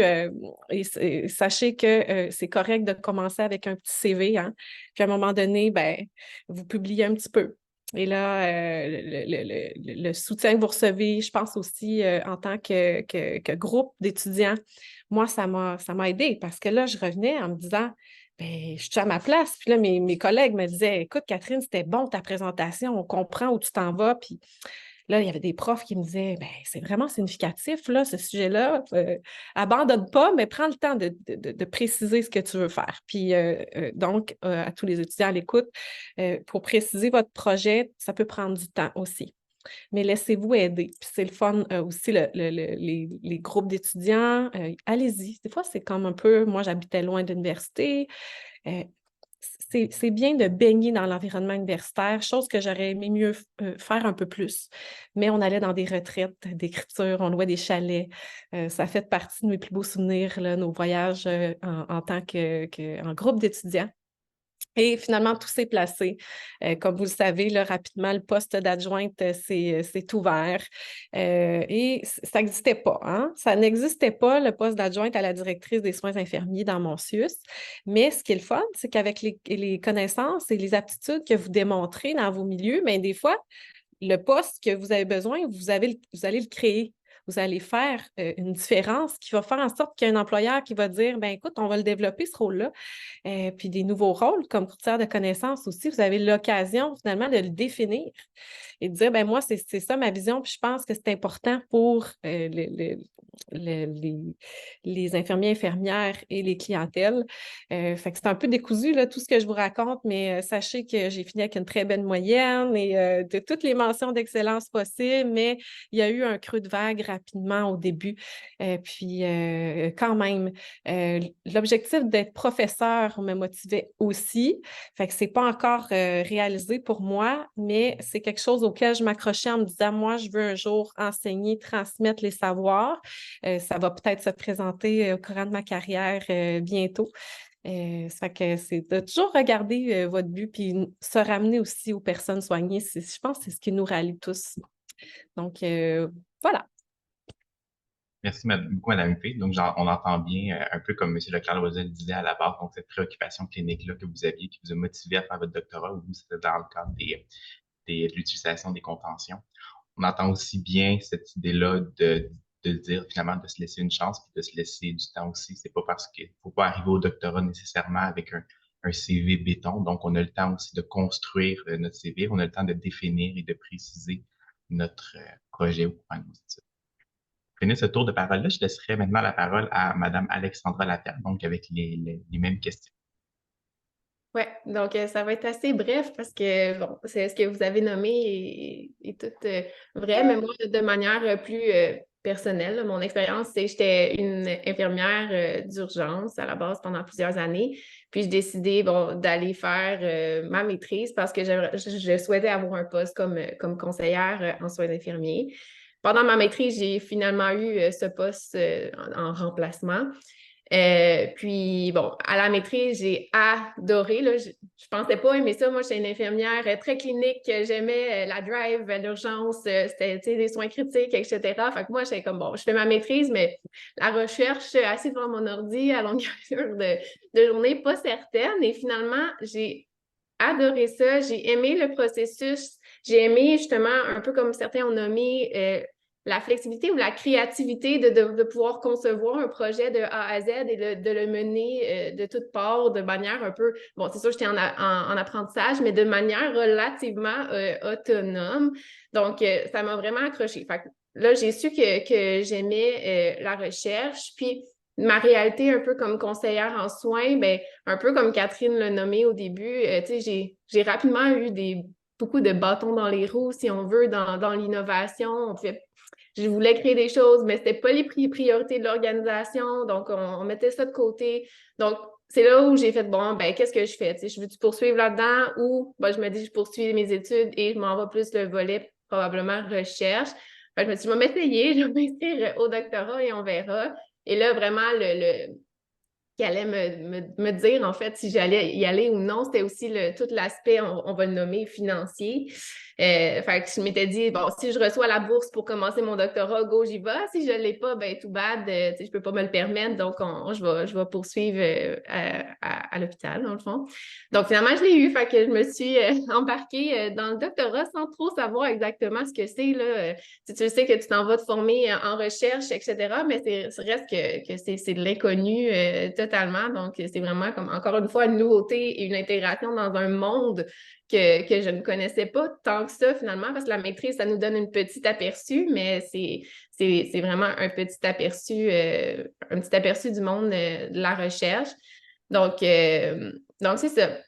C'est vraiment tout l'aspect un peu, moi, ça a été go with the flow, là, mon cheminement. Je n'avais pas prévu aller faire un doctorat dans ma vie, c'était pas mon objectif. Puis finalement, j'ai juste suivi la vague, puis je me disais, OK, je continue, puis j'aime ça. Donc c'est ça qui m'a amené au doctorat, puis à mon stage postdoctoral et futurement un poste comme professeur dans une université. Donc, merci beaucoup, Mme Lapierre. Donc, on entend bien, donc, des fois, ça vient peut-être avec le profil des gens qui vont au doctorat. On aime ça avoir une planification, une structure très, très claire avec des échéanciers, avec des dates. Mais parfois, des fois, avoir peut-être cette ouverture-là à se dire, on va y aller un peu avec le flow en ce moment, voir qu'est-ce qui advient, puis pas nécessairement essayer de vouloir planifier plusieurs mois ou plusieurs années à l'avance. Si vous le voulez, pour finir un peu avec ce thème-là, on pourrait aller avec un échange peut-être un peu plus informel. Une autre question que j'aurais pour vous, que vous avez mentionnée, en fait, Jérôme, il a touché un peu à cette question-là, c'est au niveau des compétences complémentaires, peut-être à celles qui sont développées pendant votre doctorat. Donc, on sait que le doctorat en sciences infirmières permet le développement de certaines compétences. Mais si je vous demandais un peu de vous exprimer sur quelles compétences peut-être complémentaires à celles développées lors du doctorat en sciences infirmières ou peut-être développées de manière davantage secondaire lors de ce programme-là, est-ce que vous jugez essentiel ou utile aujourd'hui au rôle que vous occupez? Et peut-être même comment est-ce que vous êtes parvenu par vous-même à développer ces compétences-là aujourd'hui? Pendant que vous réfléchissez à la réponse, j'invite également encore les participants, si vous voulez, à écrire vos questions par la fonction QR au bas de votre écran. Et on va essayer d'y revenir d'ici la fin du panel. Donc, je laisse la parole à Mme Catherine Huet. Bien, ça a été un peu nommé, là, entre autres, les différentes perspectives. Fait que moi, la compétence d'ouverture d'esprit aux perspectives divergentes, aux points de vue qui sont peut-être pas similaires aux miens, mais je savais, moi, je me sentais toujours un petit peu à l'écart avec mes visions, mes façons de penser. Je ne suis pas la typique positiviste. Hein? Moi, au niveau recherche, là, je suis vraiment plus dans des sphères critiques, je dirais. Ça fait que ça nous a amené beaucoup d'ouverture d'esprit, je pense, c'est la compétence que je nommerais. Puis, la philo, c'est souvent la bête noire quand on commence nos études doctorales. Hein? C'est un gros cours qu'on doit suivre assez tôt dans le début des débuts de session, la première session, si mon souvenir est bon. Mais c'est là qu'on voit justement que c'est la force finalement de la science qu'il y ait autant des chercheurs qui font des statistiques. On en a parlé un peu là en introduction avant d'arriver en panel ensemble. Le quantitatif, ça a été beaucoup l'approche valorisée, là, scientifique traditionnelle, mais on a beaucoup de qualitatifs qui se joignent, des approches un peu connaître les différentes visions là, sur les projets. Fait que même chose au travail, je me rends compte que des fois, je me heurte à des gens, je me dis, ben, bon Dieu, ils pensent comme ça me surprend, puis je suis pas d'accord, puis en même temps, heureusement que je suis pas d'accord, ça nous amène plus loin, puis ça nous amène meilleur. Puis c'est beaucoup avec mes directeurs, on était 3 bébites complètement différentes, puis ça a donné quelque chose de vraiment bien. Alors, soyons ouverts, ça fait la force d'une équipe d'être différent. C'est quelque chose que je suis allée chercher au doc et j'ai compris un peu plus profondément comment ça fonctionne. Voilà. Merci beaucoup, Madame Huppé. Je laisserai la parole maintenant à Madame Julie Fréchette. Oui, un peu comme Catherine, je suis d'accord que tout l'aspect historique, les fondements, tout ça, c'est vraiment important de savoir d'où on vient pour ensuite c'est un peu se projeter dans l'avenir, de dire comment on veut transformer la profession pour demain, comment on veut faire les choses peut-être un peu différemment, mais sur quoi on se base, ça nous donne une idée de notre ancrage, de notre enracinement, puis de certaines choses, des fois, qui nous apportent des biais qu'on voit même plus rendu à un moment donné. Puis c'est important de se re-questionner. Donc ça, c'est vraiment important. Mais je pense peut-être juste une piste, peut-être pour quelque chose que j'aurais aimé approfondir un peu plus, que je pense que j'ai eu à approfondir quand je suis arrivée un peu plus à l'ordre. C'est tout l'aspect de la communication dans la sphère publique.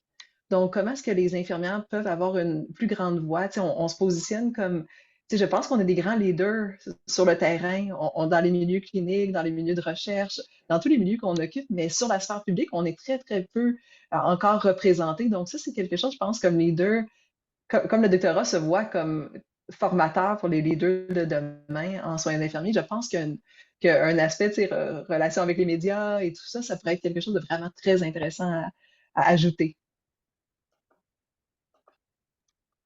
Merci beaucoup, Madame Fréchette. Je laisserai maintenant la parole à Madame Lapierre. Ouais, ben dans le fond, je dirais que c'est apparu un peu dans le doctorat, mais de manière avec mon choix, dans le fond, parce que j'ai voulu aller m'exposer à différentes expériences, un peu comme Jérôme discutait plus tôt, là, lui, il faisait partie des comités, etc. Tu sais, j'ai reproduit un petit peu la même chose. Je me suis intégrée dans des comités, dans une association aussi, genre l'Association des infirmières d'urgence du Québec. Puis, ben, c'est là où tu réalises justement, puis que tu développes un peu tout l'aspect de collaboration, de réseautage avec l'extérieur. Puis ça, c'est un aspect que je trouve super, super important qu'il faut être capable de développer. Puis le doctorat, bien qu'il nous amène pas ça, il nous donne le temps de le faire. Donc, tu sais, ça m'a permis justement de m'impliquer un peu partout. Puis c'est une compétence, je pense, qui est super, qui est nécessaire, là, tout simplement. Puis tout l'aspect communication, justement, avec les différentes instances, là, parce que tu peux communiquer autant avec des personnes cliniques, mais après ça, ben, je pouvais rencontrer aussi, mettons, à la faculté, bon, ben, les plus hauts au niveau des doyens, etc. Fait que c'est comment se positionner dans tout ça, puis on est toujours dans l'apprentissage de cette communication-là qui doit être adaptée, si on veut, là. Donc ouais, c'est ça. Ça, c'est comme été un grand apprentissage. Puis c'est en me mettant dans des expériences comme celle-là que ça m'a développé, mais reste que ça reste pour moi un aspect qui a besoin toujours d'être amélioré, là, si on veut. Fait, voilà. Merci beaucoup, Madame Lapierre, pour votre intervention. Donc, on entend bien, un des points que je retiens beaucoup, c'est cet aspect-là peut-être d'ouverture, de communication, que ce soit avec les autres professionnels, les autres décisionnaires, mais également cet aspect de communication-là aussi, comme Madame Fréchette le disait, sur la sphère publique ou la communication avec les médias, qui est peut-être un aspect un peu plus secondaire des programmes actuellement de formation en doctorat en sciences infirmières. Comme le temps file, je vous amènerai peut-être déjà à notre dernier thème de l'avant-midi et non le moindre, la transition comme telle à la suite du doctorat en sciences infirmières. Donc, j'aimerais cette fois-là vous inviter à nous partager comment est-ce que vous avez vécu cette transition-là à la suite de vos études. Peut-être à quel moment aussi est-ce que vous avez commencé à réfléchir à cette transition-là ou à la planifier. Peut-être les premières réflexions ou les premières actions que vous avez posées pour planifier la suite de votre parcours après votre doctorat. Donc, je débuterai cette fois-là, justement, ce tour de parole-là par Madame Alexandra Lapierre. Oui. Donc, pour la transition, dans le fond, j'ai commencé à penser à ce que je voulais faire dans ma 4e année, là, pas mal de doctorat, parce qu'au début, on est vraiment ancré dans tout le doctorat. J'étais dans le tsunami, si on veut, du doctorat, de la thèse, etc. Puis, une année, ben, je me suis assise, je me dis, OK, mais c'est quoi la suite? Il faut que je commence à y penser parce que je termine relativement bientôt. Puis, la réalité, c'est que j'étais, encore une fois, un peu perdue. Je n'avais pas planifié quoi que ce soit à ce moment-là. Et j'ai aussi réalisé qu'à part professeur, rôle auquel on est quand même beaucoup exposé parce qu'on en côtoie beaucoup.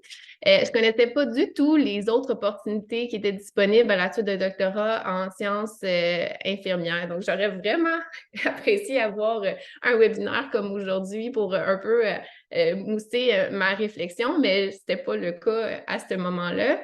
Donc, j'ai décidé vraiment, en fait, de faire des démarches pour essayer de me démêler dans tout ça. J'ai toujours eu, moi, l'aspect très clinique qui restait derrière moi ou en arrière-pensée. Là, ça me fait mal là, d'aller au doctorat, moi, au sens où j'étais comme je perds la pratique, je perds le clinique, le direct avec le patient. Donc, j'avais toujours l'aspect de est-ce que je veux aller dans un rôle clinique, mais avec un doctorat, c'est quoi mes opportunités, qu'est-ce qui est possible?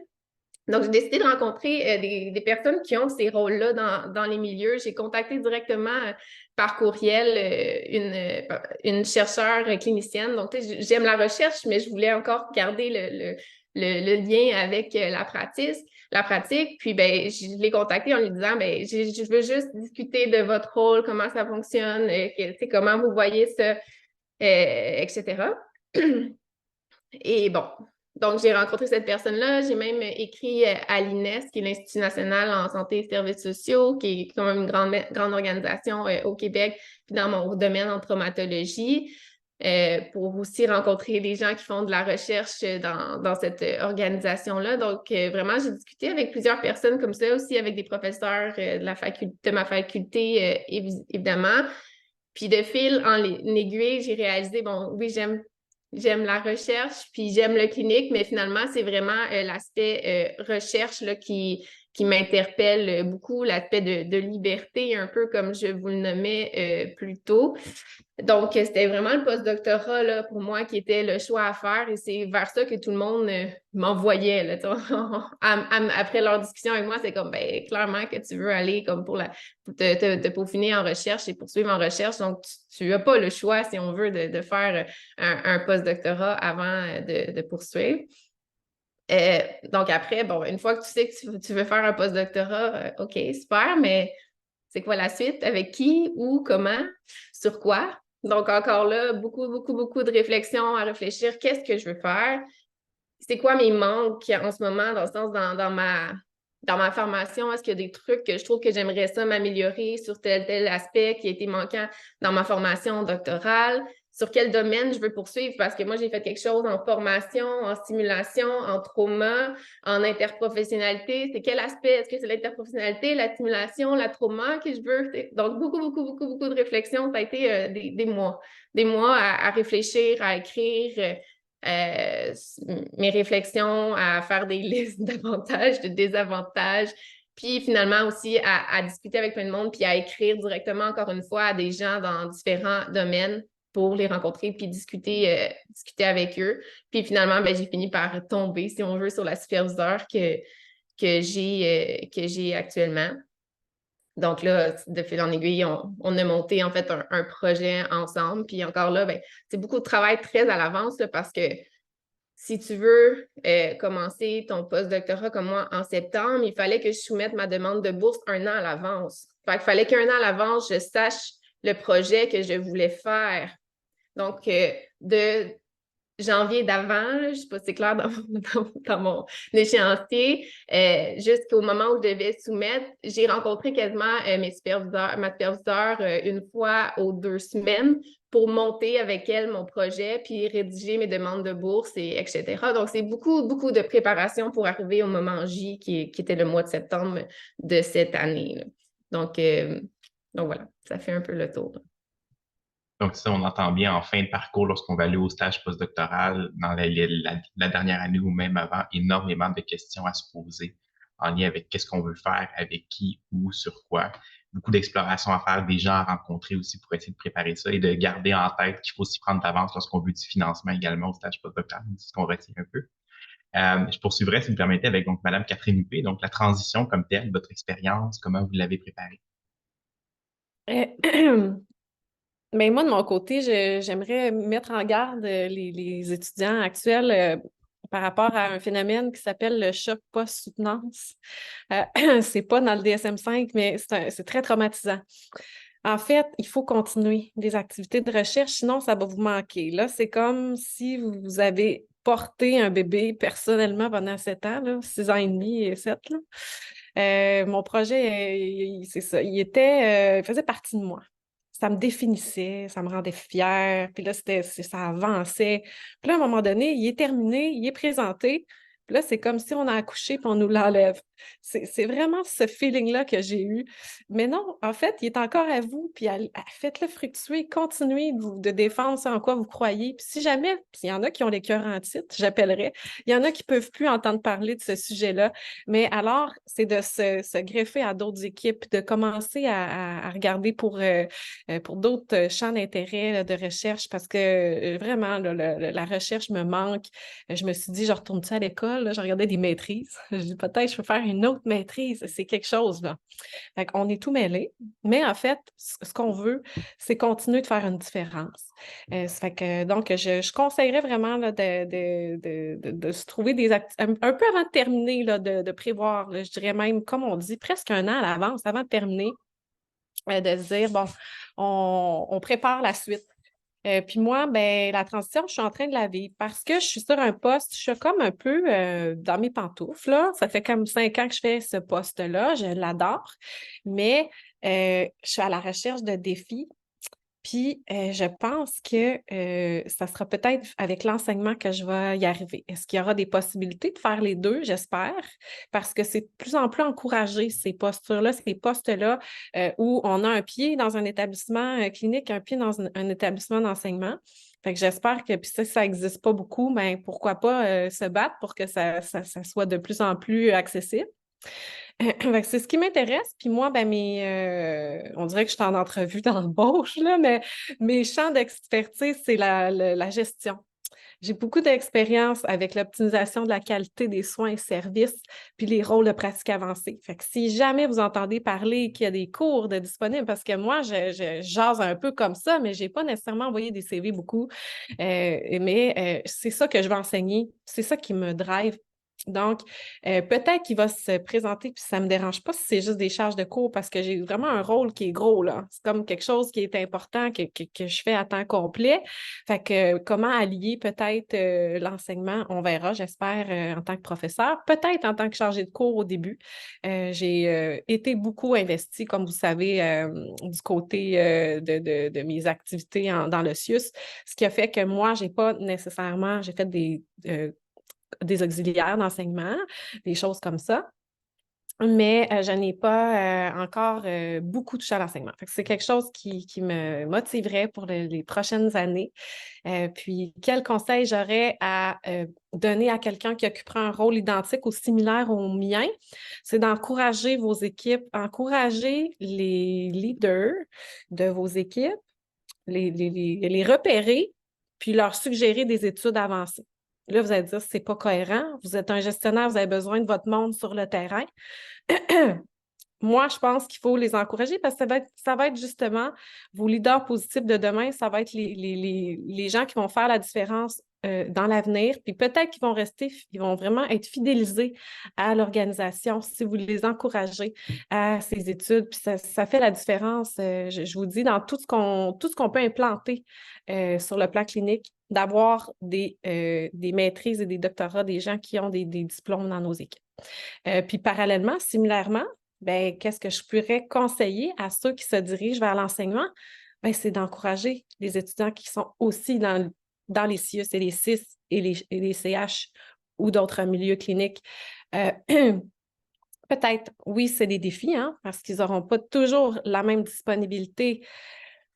Ils ne sont pas à 100%. Il va y avoir une portion d'eux qui va avoir un peu la tête dans leur milieu clinique, mais il faut accueillir ça en tant que prof aussi pour nos étudiants parce qu'on travaille ensemble à réduire l'écart entre la théorie et la pratique. C'est comme ça qu'on va y arriver. Voilà. Madame Huppé, donc je retiens personnellement surtout ce que vous disiez au départ, cette idée-là que notre identité, peut-être à la fin de notre doctorat, lorsqu'on fait notre soutenance de thèse, il y a peut-être une redéfinition de notre identité à un niveau même très, très personnel, de se préparer à ça justement, puis peut-être même de commencer avant la fin à s'identifier des nouveaux défis ou des nouveaux projets qu'on souhaite relever, peut-être reconstruire un peu notre identité à la suite de notre doctorat. Je continuerai, si vous voulez, donc, avec Madame Julie Fréchette. Donc, même question que pour Madame Lapierre et Madame Huppé sur le plan de la transition à la suite de vos études. Oui, donc lors de mon doctorat, j'étais convaincue que j'allais m'enligner pour une carrière académique, que ça se dessinait devant moi, parce que j'aimais vraiment beaucoup la routine de la recherche, autant l'écriture, la lecture, la planification de projets de recherche. C'était quelque chose qui m'animait beaucoup. Puis, donc, au cours de la dernière année de mon doctorat, j'ai donc commencé à regarder les opportunités pour un post-doctorat. De fil en aiguille, à travers les différentes recherches que j'ai faites, j'ai tombé sur une équipe interdisciplinaire de gestion et de recherche qui regardait la thématique du leadership en sciences infirmières et en santé fondée sur les forces, l'équipe du Dr. Laurie Gottlieb. Puis à ce moment-là, cette équipe-là avait obtenu une importante subvention de recherche de type partenariat et RSC SHIRC. Mais cette thématique-là m'interpellait vraiment beaucoup. Donc, j'ai commencé à travailler avec eux comme assistante de recherche au cours de ma dernière année de doctorat. Puis j'ai ensuite eu l'occasion d'obtenir une bourse. Il y avait ça, une bourse de stagiaire doctorale à l'Université McGill. C'est un programme qui permet aux étudiants qui sont vraiment en fin de parcours doctoral de faire un stage de 1 à 3 mois en dehors du milieu académique. Puis à travers le projet des forces, j'avais rencontré déjà celle qui allait devenir ma superviseure pour ce stage-là, qui était Pam Hubley, qui travaillait comme gestionnaire sous la direction des soins infirmiers à Sick Kids à Toronto à ce moment-là. Et donc, j'ai pu faire un stage avec elle sur la thématique du mentorat, toujours avec l'approche basée sur les forces.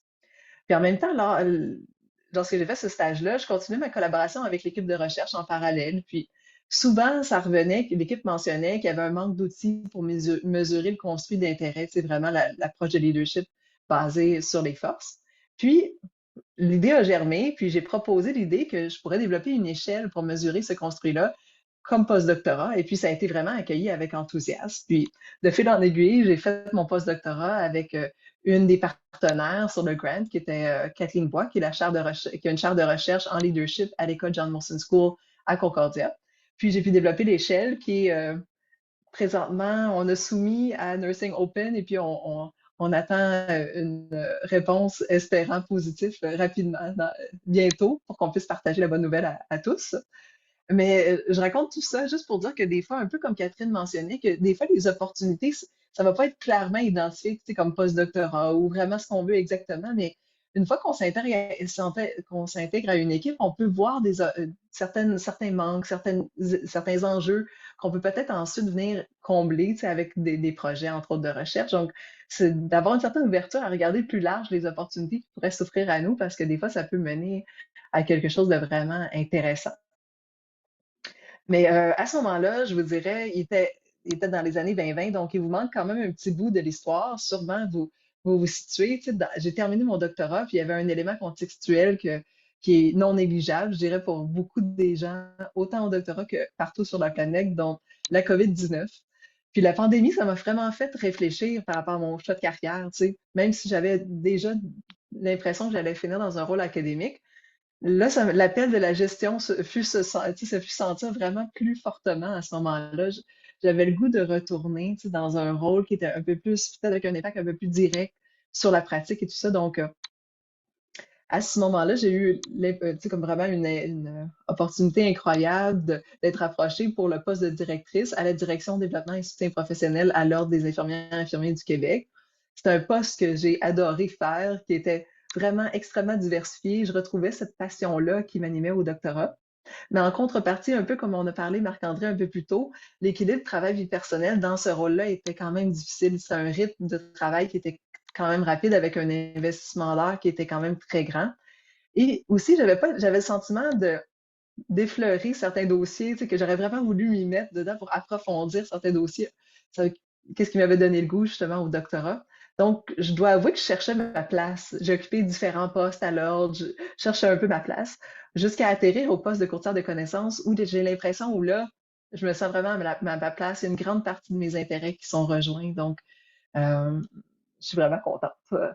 Mais si j'avais seulement un conseil très humblement à donner à ceux qui se questionnent actuellement, tu sais, sur leur carrière, je dirais que c'est correct de ne pas savoir où on va, où on s'en va, tu sais, à certains moments. Oui, c'est inconfortable, mais c'est normal des fois d'avoir ces moments-là.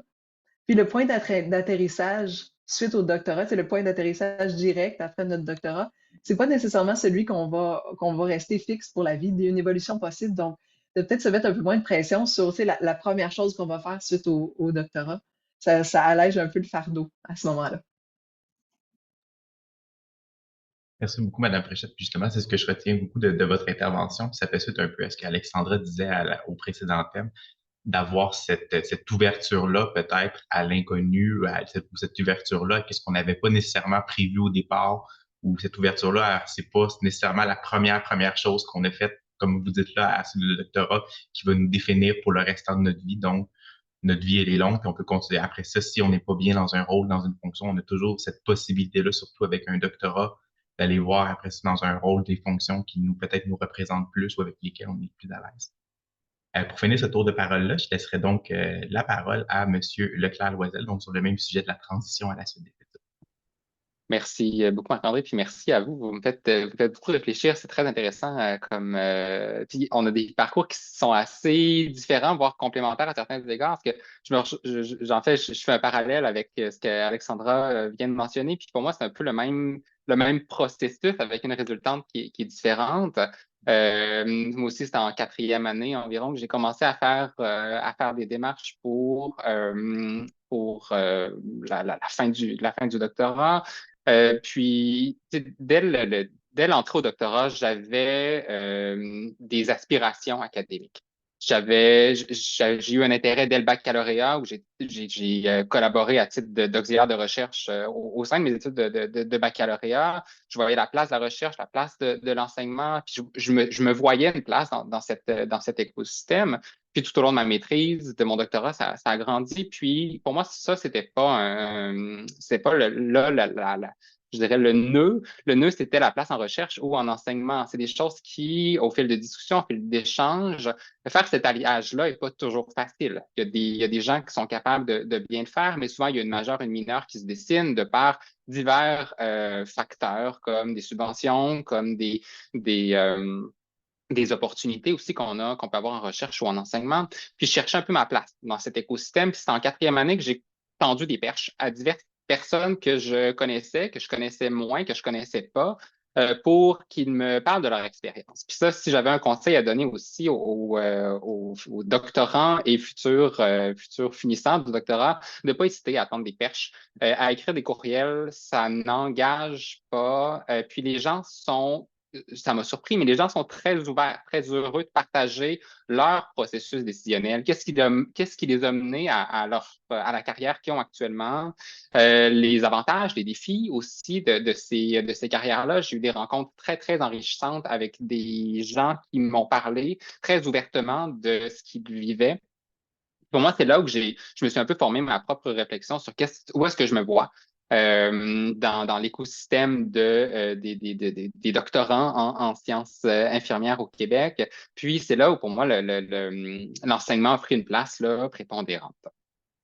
Donc, toutefois, je dois avouer que, puis je l'ai un peu mentionné tout à l'heure, il y a des défis associés à cette transition-là. Catherine parlait, je ne sais pas exactement le terme je me souviens plus du terme que tu as employé, mais de cette rupture qui peut être un peu douloureuse là, entre le PhD puis le rôle professionnel qui suit le doctorat. Je l'ai peut-être pas vécu de la même manière, mais il y a un choc qui est très important. C'est un marathon qu'on fait, voire un ultramarathon qui dure depuis 4, 5, 6 ans, 7 ans dans certains cas. Puis, du jour au lendemain, on se retrouve pour ma part, dans un nouveau milieu avec une perte de repères, avec nouvelle organisation, une nouvelle structure, des nouveaux collègues, une hiérarchie qui est différente, des projets qui sont différents, un rôle aussi qui est différent. Puis je vais en revenir là-dessus dans quelques secondes, mais le titre PhD ouvre d'autres portes aussi que vous allez avoir, donc des nouvelles opportunités. Puis au travers de ça, ben, c'est faire une thèse, faire sa place où est-ce qu'on se voit, puis être capable de dire non. Puis de réfléchir à une planification de carrière là, pour les années à venir. Donc, pour moi, ça a été difficile, cette transition-là. Puis, peut-être deux choses que je dirais qui m'ont aidé, ben, c'est premièrement de moduler mes attentes. Puis, on ne peut pas s'attendre de nous-mêmes qu'on ait le même niveau de performance au doctorat dans nos pantoufles, comme Catherine disait, après 4, 5, 6 ans de doctorat.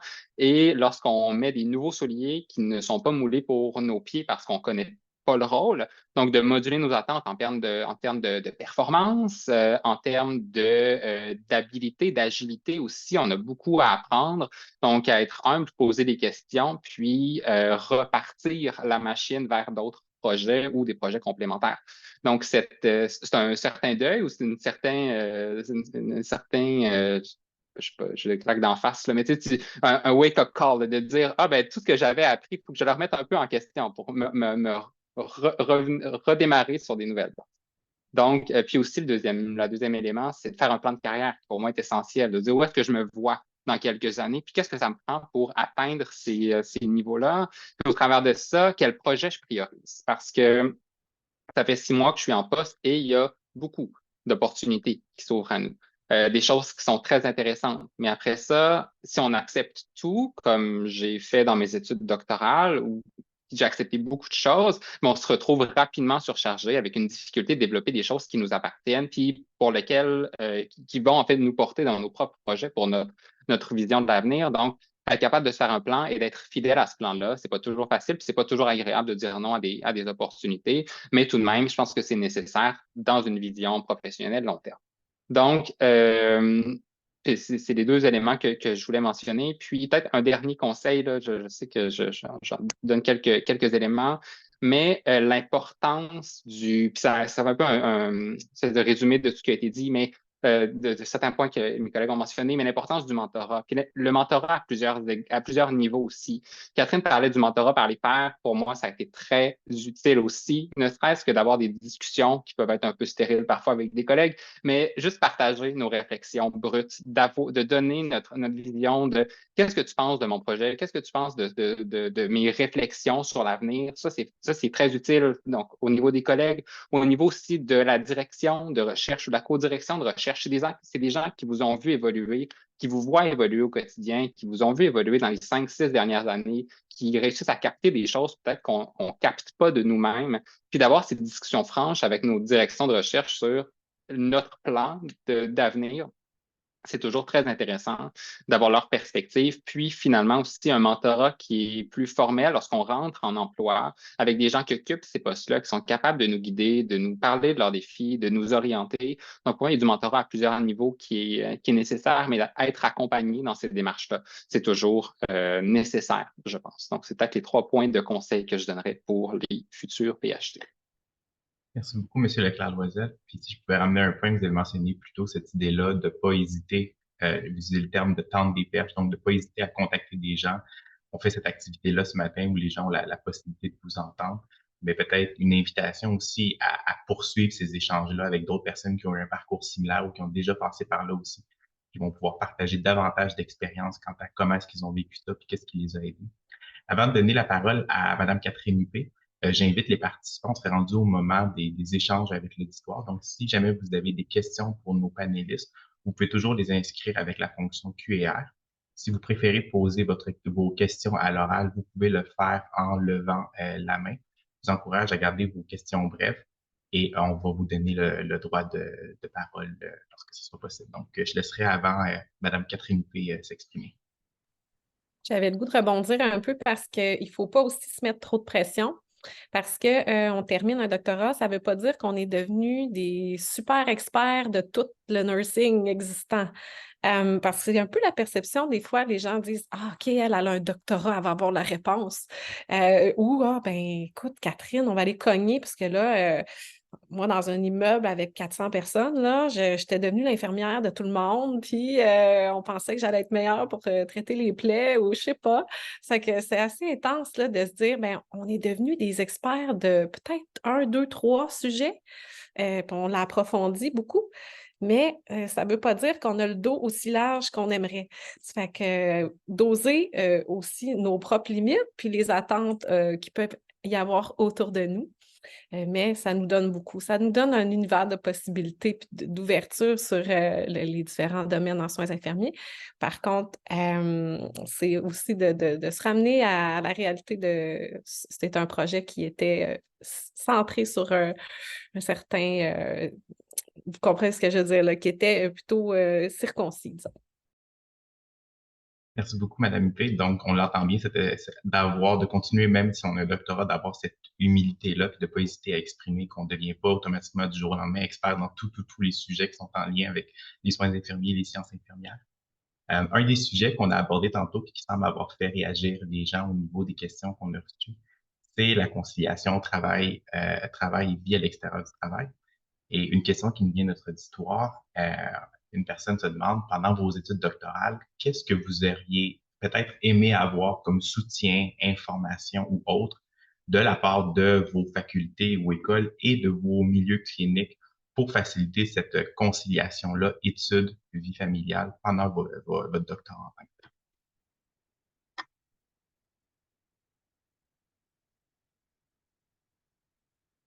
Une question qui semble faire réfléchir. Donc, qu'est-ce que les programmes de formation? Ah, Monsieur Leclerc-Loisel. Je ne sais pas si ça va répondre tout à fait à la question. Pour moi, il y a cette idée de concilier. Ben, on a repris le terme plus tard, puis je parle moins de la vie familiale ici, mais cette idée de conciliation, vie clinique, puis Catherine l'a très bien mentionné tout à l'heure, vie clinique et vie professionnelle sur le plan académique. Bon, pour ma part, j'avais aussi un grand attrait pour la clinique, puis ça a été un deuil en deuxième année de doctorat pour des raisons de convention collective et autres congés d'études, mais de devoir rompre mes liens cliniques. Puis j'ai su après qu'il y aurait eu des possibilités de conserver ce lien-là. Puis j'ai peut-être pas eu le soutien à ce moment-là. Puis pour moi, c'est quelque chose qui, comme professeur actuellement, c'est peut-être moins, comme nouveau professeur, qui a quand même qui a quand même des liens cliniques, c'est quelque chose qui est peut-être moins présent, mais dans une perspective d'avenir et de développement professionnel, cette crainte-là de distance entre la clinique et entre la pratique des infirmières, puis l'enseignement effectué, est une crainte que j'ai. Parce qu'on entend en fait une forme de déconnexion qui est possible ou d'enseignement qui devient de nature théorique puis qui répond peut-être moins aux besoins puis aux demandes des milieux cliniques. Donc, pour moi, il y a cet arrimage puis c'est peut-être aussi une forme de prise de position, mais faire ces liens-là entre les milieux cliniques et les maisons d'enseignement est pour moi quelque chose d'essentiel. Puis j'aurais aimé ça au cours de mes études doctorales, d'avoir davantage de soutien de la part des milieux cliniques pour justement conserver ces liens-là de proximité, puis être capable tout au long de mes études doctorales de garder ce lien de connexion, de faire peut-être certains corps de travail, d'avoir une exposition clinique continue pour avoir une pertinence qui va se continuer, qui j'espère va se continuer, mais qui doit prendre d'autres formes. C'est une réflexion que je dois avoir actuellement comme nouveau professeur, de dire comment je peux garder un lien clinique sans que ce soit un lien d'emploi formel. Donc, pour moi, c'est des réflexions qui se poursuivent. C'est un soutien que j'aurais aimé avoir. Les panels du RÉSIC aident à ça un peu. Merci beaucoup, Monsieur Leclerc-Loisel, et merci beaucoup, Madame Huppé, aussi pour cette brève intervention. Je laisserai la parole à Madame Julie Fréchette. Je pense que du soutien, pas nécessairement que j'aurais aimé, mais que j'ai obtenu, qui m'a été utile, c'était vraiment des communications ouvertes avec ma superviseure de doctorat, qui me mettait, tu sais, comme qui me disait très clairement un peu, ça allait être quoi un peu le chemin, parce que le chemin du doctorat, c'est pas un parcours, un long fleuve tranquille. Il y a des moments, tu sais, qui sont un peu plus exigeants, d'autres un peu moins, tu sais, quand il y a justement des éléments de l'examen, de comprehensive exam, de l'examen de synthèse et tout ça, il y a des moments quand même de pointe dans le doctorat. Et puis, c'est difficile quand même dans ces moments-là, peut-être de maintenir un lien avec euh, le- le- les milieux de soins. Pour ma part, j'aurais vraiment souhaité rester dans mon rôle de conseillère cadre parce que avant, mettons 10 ans avant, il y avait la possibilité de garder comme à temps partiel son rôle de gestion, puis aller faire justement sa maîtrise ou son doctorat. Mais avec la réforme Barrette, au moment où j'ai justement entamé mon doctorat, c'était plus possible d'avoir un rôle de gestion à temps partiel. Donc, il a fallu que je démissionne de ce rôle-là, mais j'ai quand même approché la directrice de soins à ce moment-là, puis tu sais, j'ai dit que je souhaiterais tu sais, quand même garder une implication, puis qu'est-ce qui serait possible. Donc, un peu, Jérôme, qu'est-ce que tu dis de tendre des perches? Tu sais, j'ai quand même, tu sais, j'ai levé la main, puis j'ai dit, je suis disponible. Puis à ce moment-là, on m'a offert de travailler sur différents contrats avec une flexibilité au niveau des heures. Donc, ça m'a permis de travailler sur vraiment différents mandats, des rapports, des choses qui étaient vraiment utiles à la direction des soins infirmiers, mais que je sentais justement que je pouvais co-développer la connaissance au doctorat en même temps. Donc, cette flexibilité-là a été vraiment importante. Puis je pense que c'est ces conversations-là qui m'ont permis d'arriver à un point où j'arrivais à un équilibre dans au moment du doctorat, finalement. Merci beaucoup, Madame Fréchette. Je laisserai la parole à Madame Alexandra Lapierre. Oui, mais pour rebondir dans le fond sur ce que Jérôme a dit, un peu sur le clinique versus le doctorat, en fait, j'ai vécu, on semble avoir vécu tous la même expérience, cette rupture difficile où on voulait poursuivre avec notre milieu clinique, mais on n'a pas eu la chance parce que c'était pas possible de le faire. Fait que ça a été vraiment difficile. Puis c'est dur à prendre comme décision quand on est des infirmiers, des infirmières, on aime ce qu'on fait et là, on doit comme vraiment se dissocier, puis on ne sait pas l'impact que ça va avoir sur le futur. Puis je me disais, ben moi, je veux jamais, mais tu sais, je veux toujours rester proche de la clinique, tu sais, c'est sûr que je veux pas. Mais Mané, le courant t'emmène, t'as comme pas le choix malgré toi, même si tu aurais voulu, tu sais. Donc, moi, j'ai trouvé des solutions en m'impliquant ailleurs. Par exemple, que je mentionnais avec mon association qui est très, tu sais, avec les infirmières d'urgence, etc. Donc, bref, tout ça pour dire que j'ai eu la même expérience sur cet aspect-là. J'ai trouvé ça difficile. Donc, le soutien des milieux cliniques de ce côté-là aurait été super. Puis, en termes de conciliation travail-famille, si on veut, ben, c'est pas tant un soutien de la faculté en soi, mais quelqu'un l'a mentionné, mais c'est plus de son équipe, de mon équipe de mes superviseurs au doctorat, dans le fond, que j'ai vraiment apprécié la flexibilité qu'il y a eu parce que moi, j'ai eu mon petit garçon pendant mon doctorat. Donc tu sais, c'est avoir des gens, c'est des humains finalement, puis avoir des gens autour de toi qui sont humains tout simplement, puis qui sont capables ben on y va à ton rythme, puis tu sais, ça a été vraiment dans la flexibilité, puis ça, j'ai vraiment, vraiment, vraiment, vraiment apprécié. Puis c'est sûr, bon, ma directrice était une femme qui a eu des enfants aussi, fait qu'elle comprenait aussi la situation. Donc, tout ça, ça m'a aidé là, à passer au travers. Puis ça a été faisable. Je disais plutôt qu'il y en a qui ont des enfants aussi. Des fois, c'est très, très, très difficile, mais justement, d'avoir des gens autour de soi qui comprennent la situation, qui sont flexibles, qui sont à l'écoute. C'est super aidant. Donc, il faut vraiment s'entourer des bonnes personnes, puis avoir des gens à qui parler quand ça va moins bien, parce que la réalité, c'est que des fois, il y a des moments plus difficiles avec toute cette conciliation-là. Donc, ça serait ça. Merci beaucoup, Madame Lapierre. Comme le temps file, j'aurais envie de vous poser une dernière question pour nos, si vous aviez un message dans tout ce qui a été discuté aujourd'hui, une seule chose que vous aimeriez que les participants retiennent de nos échanges, qu'est-ce que vous aimeriez avec quoi est-ce que vous aimeriez que les participants repartent aujourd'hui dans qu'est-ce qui a été discuté? Je laisserai la parole à Madame Catherine Épée. Ben, moi, je dirais prenez soin de vous aussi. Prenez soin de vous-même. Moi, j'ai revu mon projet, là. Je me suis dit, j'avais des belles ambitions, on va passer cet outil-là à 900 participants. Puis, ça va être du gros quantitatif là, qu'on va ajouter à l'aspect théorique que j'avais déjà, qui était fort. Peut-être en cours de route, soyez agile et dites, ben, on va faire ce qui est réalisable. Jamais, je pense qu'on peut, avec un bébé naissant, faire un doctorat en 4 ans et demi, 5 ans. En tout cas, elle a fait ça vite, la belle Alex, là. Mais moi, je pense qu'il faut se mettre des limites et dire, ben, mon projet, il va quand même contribuer au corpus de connaissances, il va améliorer toutes sortes de conditions, mais tout en étant réaliste. Fait que sachez que c'est quelque chose qui peut être aidant aussi de prendre soin de soi-même, faire passer aussi ses propres besoins là, humains avant les objectifs académiques. Madame P, Madame Fréchette?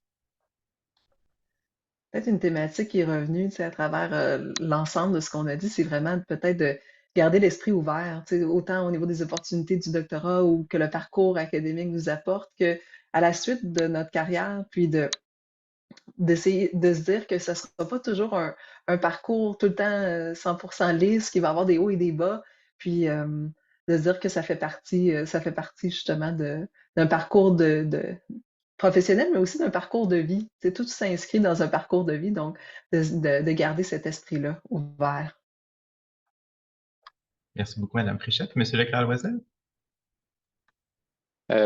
J'essaie aussi de faire des liens avec plusieurs éléments qu'on a mentionnés, puisque je voudrais que les gens retiennent, ce serait de pas tomber dans le piège de l'imposteur. Vous êtes en fin de doctorat ou en cours de doctorat, vous avez une expertise que vous développez, vous vous questionnez probablement sur la légitimité, sur votre légitimité comme futur chercheur, comme futur, je reprends le mot de Julie, comme futur leader dans le domaine des sciences infirmières. Donc, de ne pas tomber dans ce piège de l'imposteur. Vous avez, de par vos études, de par votre expertise, de par votre ancrage clinique, de par vos réflexions, de par les multiples expériences que vous avez eues, que vous voyez peut-être plus, développer énormément de compétences que vous pouvez mettre à profit pour l'organisation pour laquelle vous allez travailler. Puis, je pense que ça vient avec le fait de ne pas avoir peur de prendre une place, de prendre position, d'aller faire des contacts avec des gens qui vous semblent un peu intimidants, mais les gens sont accessibles. Quelqu'un qui poursuit des études doctorales, qui contacte un chercheur, c'est rare que le chercheur voudra pas rencontrer cette personne-là. Donc, n'hésitez pas à prendre une place, à faire des contacts, à discuter avec des gens, à aller à la rencontre de gens. Donc, comme étudiant au doctorat ou comme futur finissant, ben, vous n'êtes pas un imposteur dans le domaine, vous êtes l'expert. On va vous le dire souvent, puis je veux le dire aussi, mais vous êtes l'expert dans votre domaine d'expertise. Je pense que c'est important de se faire rappeler. Merci beaucoup, Monsieur Leclerc-Loisel. On terminerait ce tour-là. Et on terminerait ce tour avec Madame Alexandra Lapierre. Oui, puis moi, dans le fond, en perspective de tout mon doctorat, quand j'ai terminé, j'ai réalisé que la formation, puis on l'a nommé, puis ceux qui y sont probablement le voient, la formation est vraiment axée recherche, recherche, recherche. On forme des chercheurs au doctorat. Puis après, je me questionnais sur comment ça pourrait être amélioré, cette formation-là, pour justement toucher les différents profils qu'on voit aujourd'hui. On est plus en administration, on est dans le transfert des connaissances, on est en enseignement, tu sais. Bon, on ne changera pas la formation demain, là. Mais tout ça pour dire que je pense que ce que je retiens, puis ce que je suis contente d'avoir fait, c'est, malgré que je m'en vais, moi, dans un parcours académique, là, ça a quand même permis de répondre à mes questions. Je suis contente de m'être exposée à différentes opportunités, à différentes expériences en enseignement, dans des comités, dans des associations, aller présenter ici, faire des travaux d'adaptation de livres, des affaires complètement autres que mon parcours, parce que ça a justement permis de me faire voir un peu de tout, parce que la formation doctorat ne permet pas de tout faire. Ça fait qu'on est vraiment axé recherche. Fait que je pense que moi, mon cue, ce serait vraiment de s'exposer, bon, dans les limites du possible non plus, là, on ne peut pas tout faire, on a un horaire, on a quelques heures, on a 7-8 heures par jour de travail normalement. Donc vraiment, ça, je suis vraiment contente de l'avoir fait parce que ça m'a permis vraiment de me développer au-delà là, de la formation doctorale. Merci beaucoup, Madame Lapierre. Puis si je peux me permettre rapidement de vous dire également, parce que d'emblée, merci beaucoup pour ces échanges. J'ai trouvé personnellement ça extrêmement euh, euh, intéressant de vous entendre, de voir vos différents parcours aussi. Je pense que pour nos participants, j'ai pu voir quelques réactions aussi dans le chat. Ça a été extrêmement apprécié. Je pense que ça va être très soutenant dans leur réflexion, dans leur questionnement. Moi, si je peux vous dire rapidement ce que je retiens, c'est revenu à quelques reprises, c'est cette permission-là peut-être de se donner, de pas suivre un parcours, une structure déterminée d'emblée, puis de vivre ça peut-être comme un échec si jamais on déroge du plan qu'on avait au départ en cours de route, mais de toujours garder cette ouverture-là à d'autres expériences, de toucher peut-être à plusieurs choses pendant le doctorat, peut-être de découvrir des nouveaux attraits, des nouvelles avenues, des nouvelles collaborations qu'on n'avait pas nécessairement songé au départ, mais de toujours se donner le droit de réorienter peut-être notre carrière ou notre trajectoire encore en cours de route pour quelque chose qui nous convient mieux à ce moment-là. C'est ce qui mettrait peut-être fin au panel. J'ai vu aussi qu'on avait, au courant de la présentation, il y a Mme Josée Côté, qui est l'autre co-directrice scientifique du RISIC, qui s'est jointe à nous. Je ne sais pas si elle veut dire un petit mot avant qu'on dise le mot de fin. Moi, je vais remercier. C'était très, très intéressant, très enrichissant.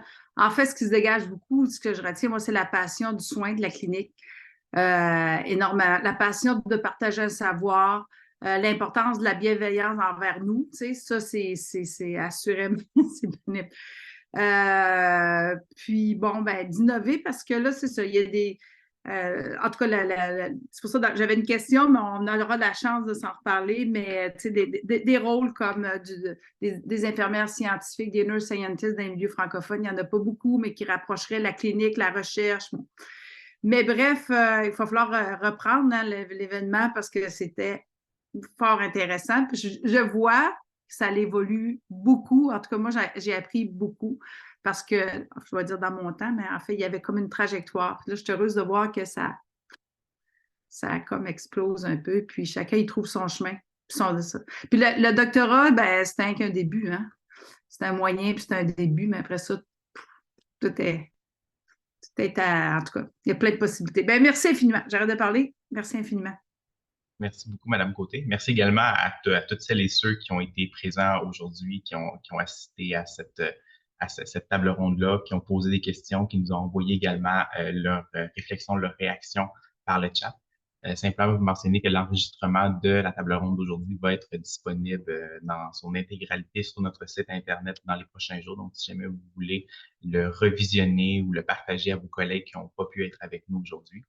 Également, pour ceux qui se joignent pour la première fois parmi nous pour des activités juridiques, sachez qu'on programme normalement, on prévoit environ une activité de la sorte à chaque semaine. Donc, on est en ce moment assez bien dans notre programmation pour pouvoir proposer une activité comme ça à chaque semaine.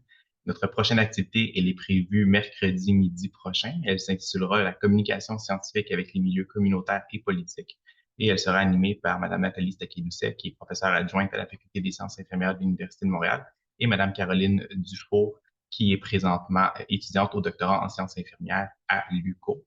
Donc, vous pouvez toujours vous inscrire à cette activité-là et à nos autres activités à venir en visitant notre site Internet au www.ridic.com. Merci beaucoup encore infiniment à nos 4 panélistes qui ont été là ce matin et qui nous ont généreusement partagé leur expérience et qui ont offert des conseils aux futurs finissants du doctorat en sciences infirmières. Donc, encore une fois, merci beaucoup d'avoir répondu à l'appel.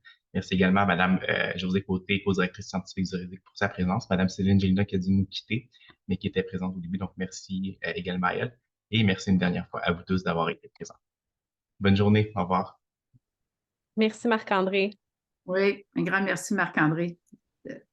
Bye bye. Merci. Bye.